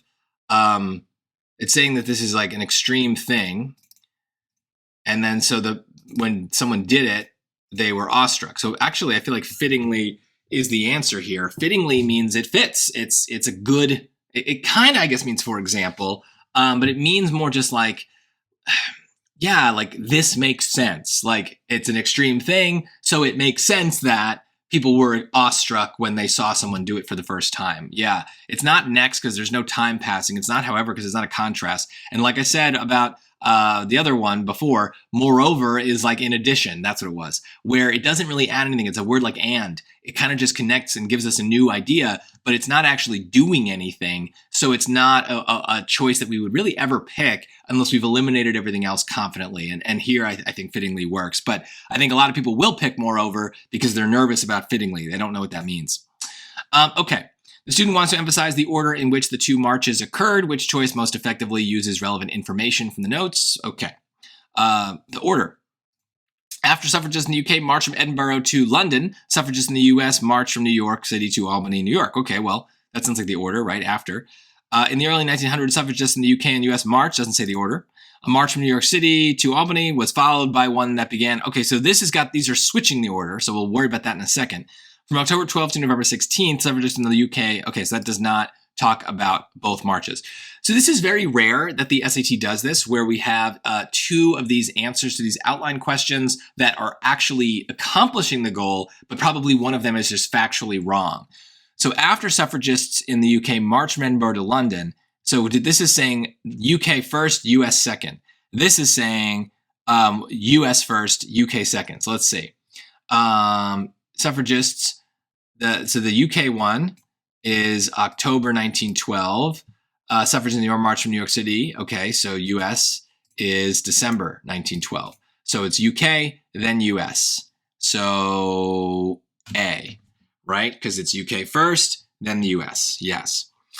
Okay, so there you go. I believe I said this earlier, make sure you would keep track of your bookmarks. I'm not going to do that here because I'm good. I will double check all these answers afterwards and let you know if I got everything right or wrong or anything wrong in these easy modules. But for now, let's move on to the math section. And you can just stick around. I'll tell you. I don't think I got anything wrong. I feel pretty good about that. So unless there's any sort of careless mistake, we should be all good. So let's pause here and then we'll do the easy math module.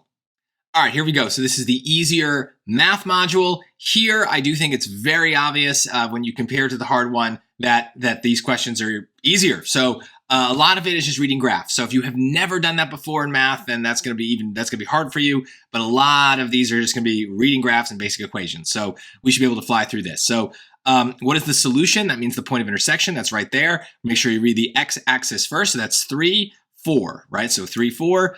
That is it. There you go. 3, 4, choice B. Okay. A product costs $11 per pound. What is the cost in dollars for 6 pounds? So 6 times 11 is 66. And we don't need the decimals here. You can put them, but we don't need them because the way that these what are called student-produced responses work is we just anything equivalent will be fine.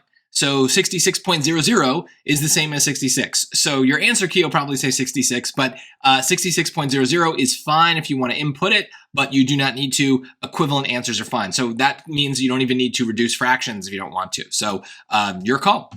All right. The scatter plot shows these things, blah, blah, blah. How many offspring did the 50-pound gray wolf produce? So 50 pounds right here. And so we can just find the dot, and it looks like it's 6. So that is choice C, and that is the answer. Yes, okay.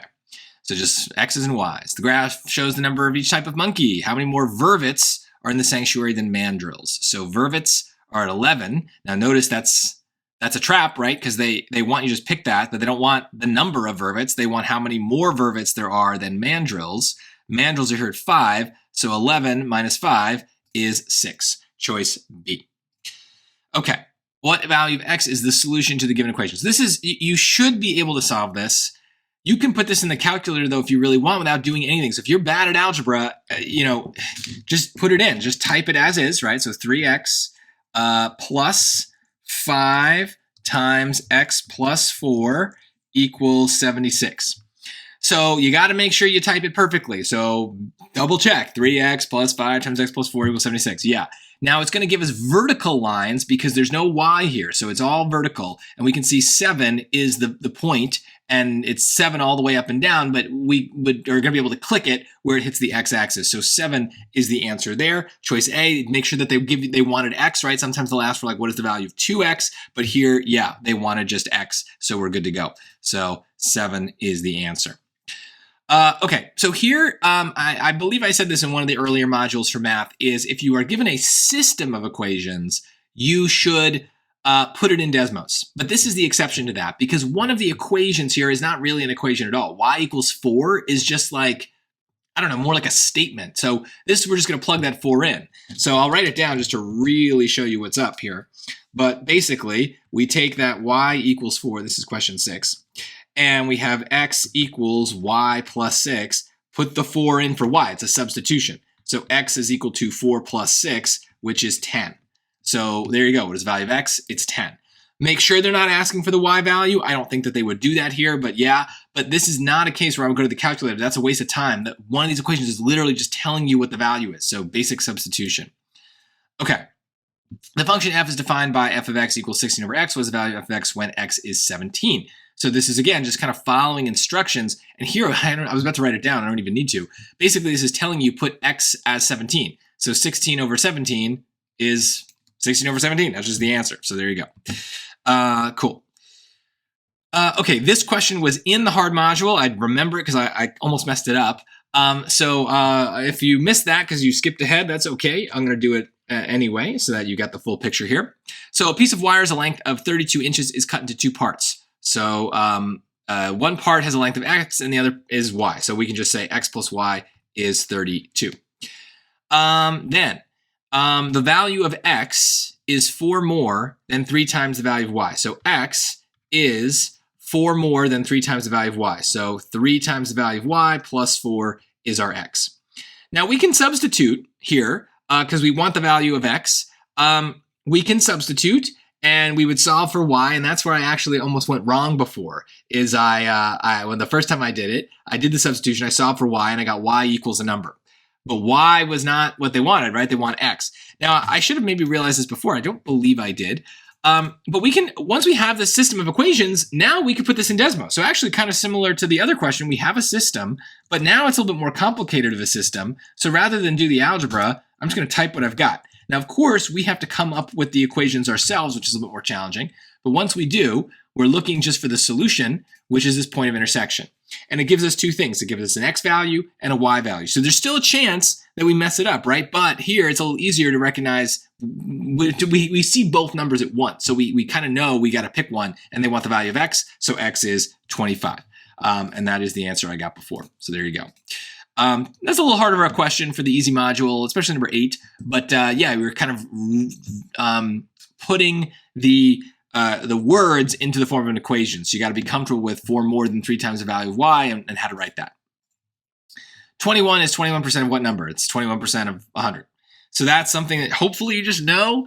If you wanted to, you could guess and check here, and you could just do what is 21% of 0? What is 21% of 1? You could even type it in. Actually, 21, yeah, I think if you type it, 21% of 0, 21% of 1, 0.21, 21% of 42, 8.82, 21% of 100, 21. Now, first of all, you should know how percentages work. It's pretty straightforward, but also, yeah, don't forget you can always guess and check with things, right? If something seems a little backwards and you've got answer choices, you can guess and check your way to the answer. All right, this is an exponential function. The y-intercept is 0y. What is the value of y? So the function has nothing to do with it. Just look at the y-intercept, right? It's 3. They even put a little dot there for us. So 3 is the y-intercept. I don't really know why people would get this wrong, but this is kind of what I said at the beginning. A lot of the easy module for math is just looking at graphs. So hopefully you understand that. Don't let the weird wording mess with you. Just kind of try to follow instructions as best you can. All right. Okay. What is the area in square inches of a rectangle with a length of 7 inches and a width of 6? So you just multiply. So if you really wanted to write it out, you could.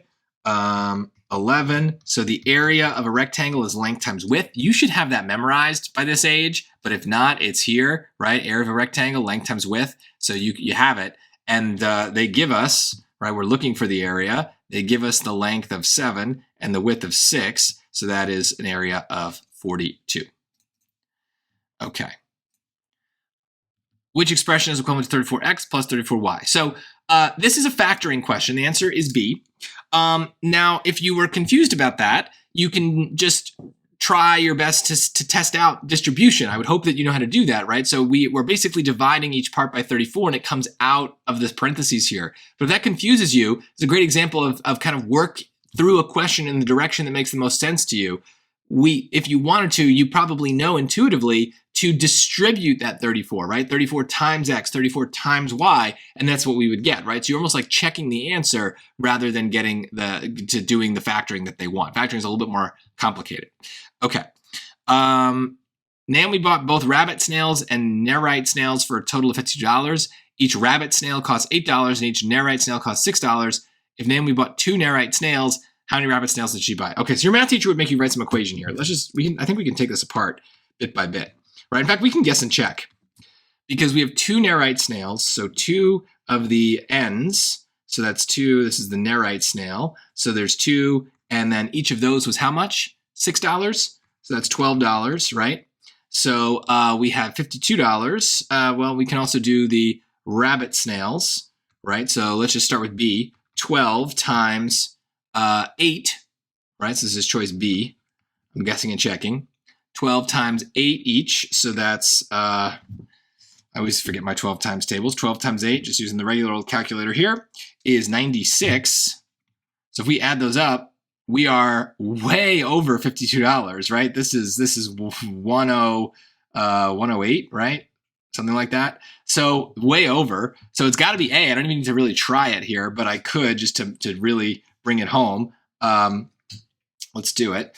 Let's do A would still be $12 in the Nerite snails. The rabbit snails are 5 times 8, which is 40.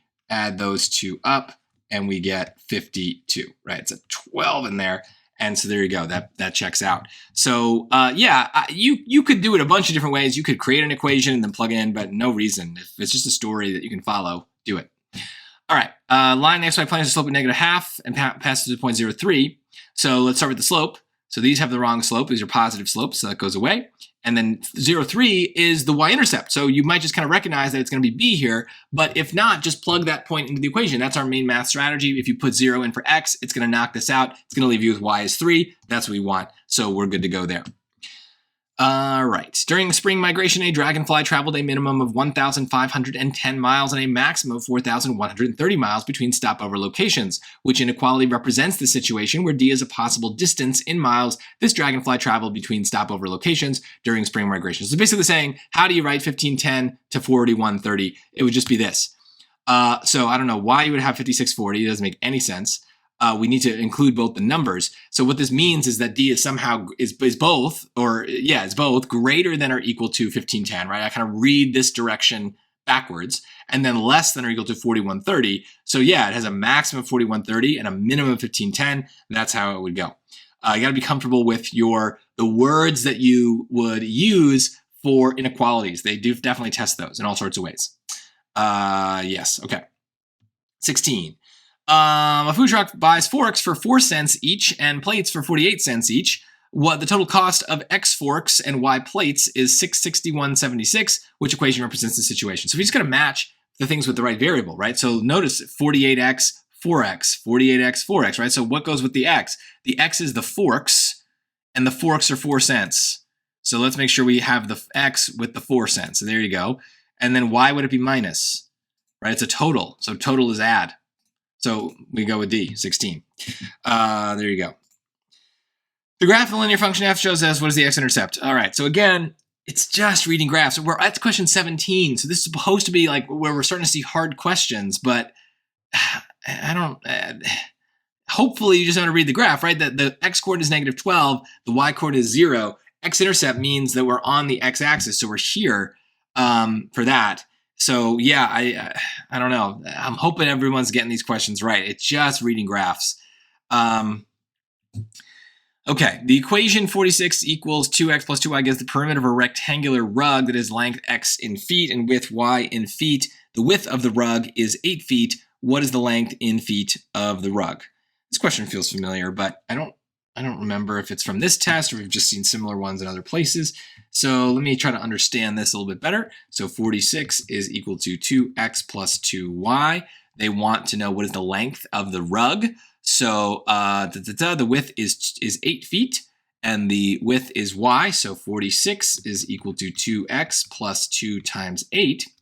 So this is not bad algebra. You should really be comfortable with this. So 46 is equal to 2x plus 16 minus 16 minus 16. That is 20, 30. See, be careful. I was going to show you what else you could do here. Divide by 2, we get x is 15. Now, go to the Desmos, right? I'm tired. My brain's a little off here after doing this whole test. So here's what we're going to do. We're going to do 46 equals 2x plus 2y. And there's a couple things we can do, right? So we get the full picture here. If we want to know what happens when the width is 8, we could just replace the 8 here and do something like this, and it'll, oops, I didn't think that was going to happen. We can do something like this, and it'll give us the solution of 15, which is what I got. So now I'll put it in. Or alternatively, you could do another line here and do y is equal to 8 because that's the width.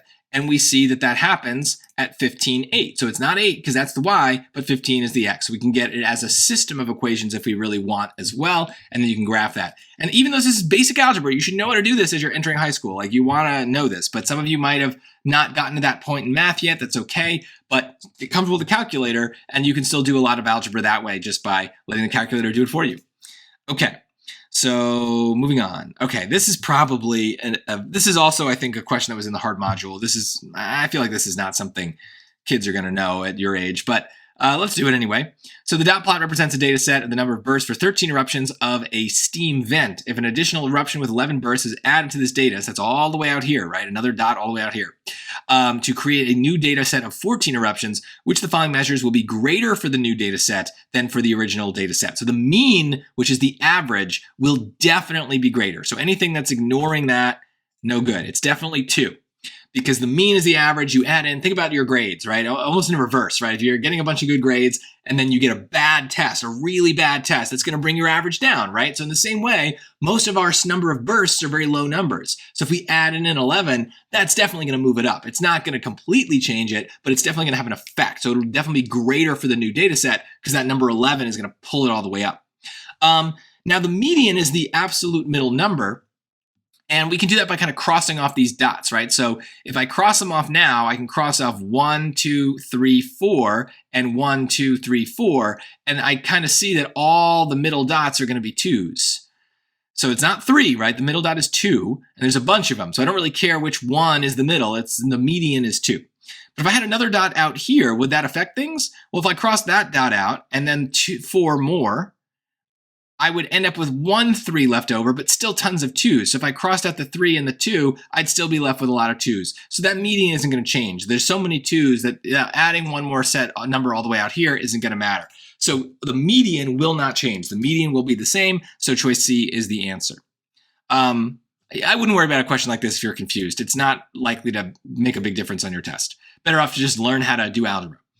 A participant in a bicycle race completes the race with an average speed of 24,816 yards per hour. What is the average speed in miles per hour? So for these, I always show work because very easy to do the wrong thing here. So let's use our units. So we have, we want how many miles in 1 hour. And what were we given? We were given 2,000. Here's how I'm going to do this actually. I'm going to do this a different way. I sometimes use these little charts to do this. So we have X miles in 1 hour. So I do a chart with 2 columns. Now the goal is I need to eliminate units that I don't want. So I have X miles in 1 hour. So I need to recognize kind of ways to get rid of units. So I have 1 mile is going to be 1,760 yards. So what I'm doing is I'm flipping it because I want to get rid of miles. And so in order to do that, I need to have the same unit on 2 different sides. So that crosses them out. It's almost like a fraction, but let's just think of it like this. But I want to cross out all the units. So I still have to use the 24,816 yards in 1 hour. So now yards cancel, hours cancel, hours cancel. That's what we want. We want all the units gone. And when that's done, you just multiply down. So x times 1760 times 1 is 1760x. And we turn this into an equation. 1 times 24,816. And then you divide to solve for x. So we're going to divide 1760, divide 1760. I'm going to go to this calculator. 24,816 divided by 1760 is 14.1. X equals 14.1. Yeah, it's okay. We can have decimals. That's fine. 14.1. Some of you might have gotten that more easily just by dividing this by this, and that's fine. But I'm thinking ahead to harder versions of this question where we might want to know how to do the unit conversion. And this little chart method really helps. At least it helps me. Okay. All right, the equation relates the variables p, q, and r, which equation correctly expresses p in terms of q and r. That's just a fancy way of saying get p by itself, and the choices tell us that. So without even having to really do anything, I know I would subtract 34 from both sides. Now, if I did that, that's not going to affect the q and the r, so I don't know why c or d would be right. And then it's subtraction. So there you go. So this is, again, basic algebra, but I feel like it's presented in a way that makes it seem like it's more complicated. I mean, we have 3 variables or whatever, but you're just trying to isolate a certain letter and just move everything away in whatever way the algebra allows you to move it. So hopefully that makes sense. If you're not, again, you don't really know algebra and you're going to have a lot of trouble on this test. But, you know, it's, again, your 8th and 9th grade. It's fine. The number A is 190% greater than the number B. The number B is 80% less than 24. What is the value of A? Okay, so this is truly hard. This could be totally an SAT question, but we can do it with using these open formulas, which you might have heard me talking about in some of the other modules. Those are how I think about percentages. So I'm going to actually start at the back here. The number B is 80% less than 24. So I'm going to use the open formula that looks like this because we have a change in percent.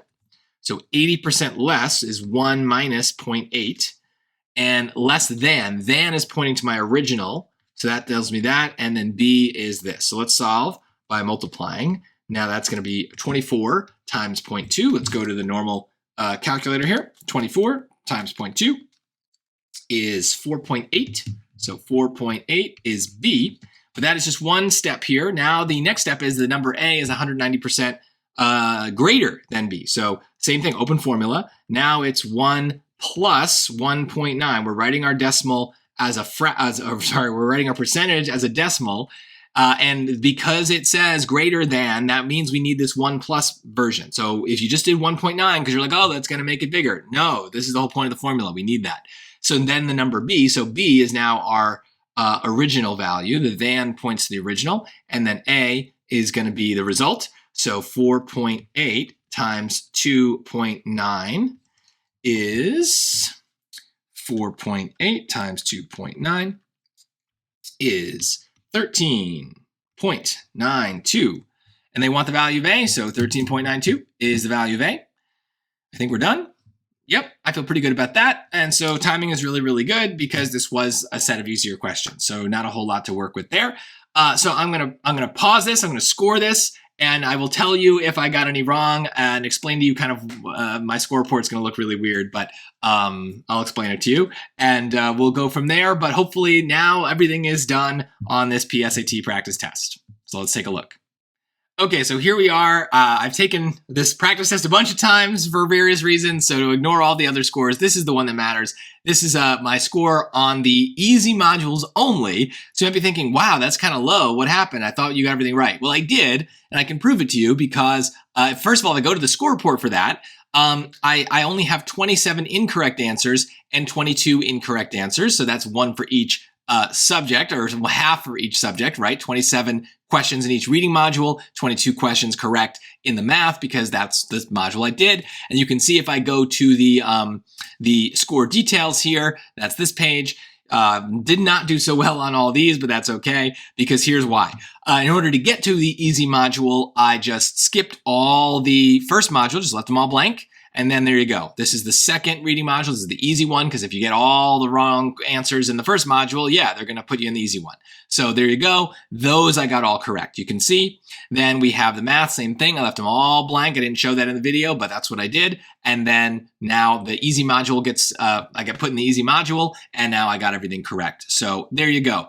Hopefully that was helpful. That concludes everything for practice test number 2 for the PSAT 8th and 9th grade test. So if you are looking to take one of those tests and you still have questions about it, feel free to ask them in the comments. Please like and subscribe. You're going to need me when it comes time for the real PSAT and SAT in a couple of years. But I will also have some videos eventually for each individual question. I know I kind of rushed through, especially the hard modules, just so I could finish in the time limit. But there are a lot of other strategies you can use, things like that. But to be honest, just to reiterate, you really don't need to worry too much about this. The practice test or the PSAT 8th and 9th grade PSAT is really just to kind of see where you are. Don't let it stress you out. Don't let it bother if you don't do so well. Just kind of keep doing well in school.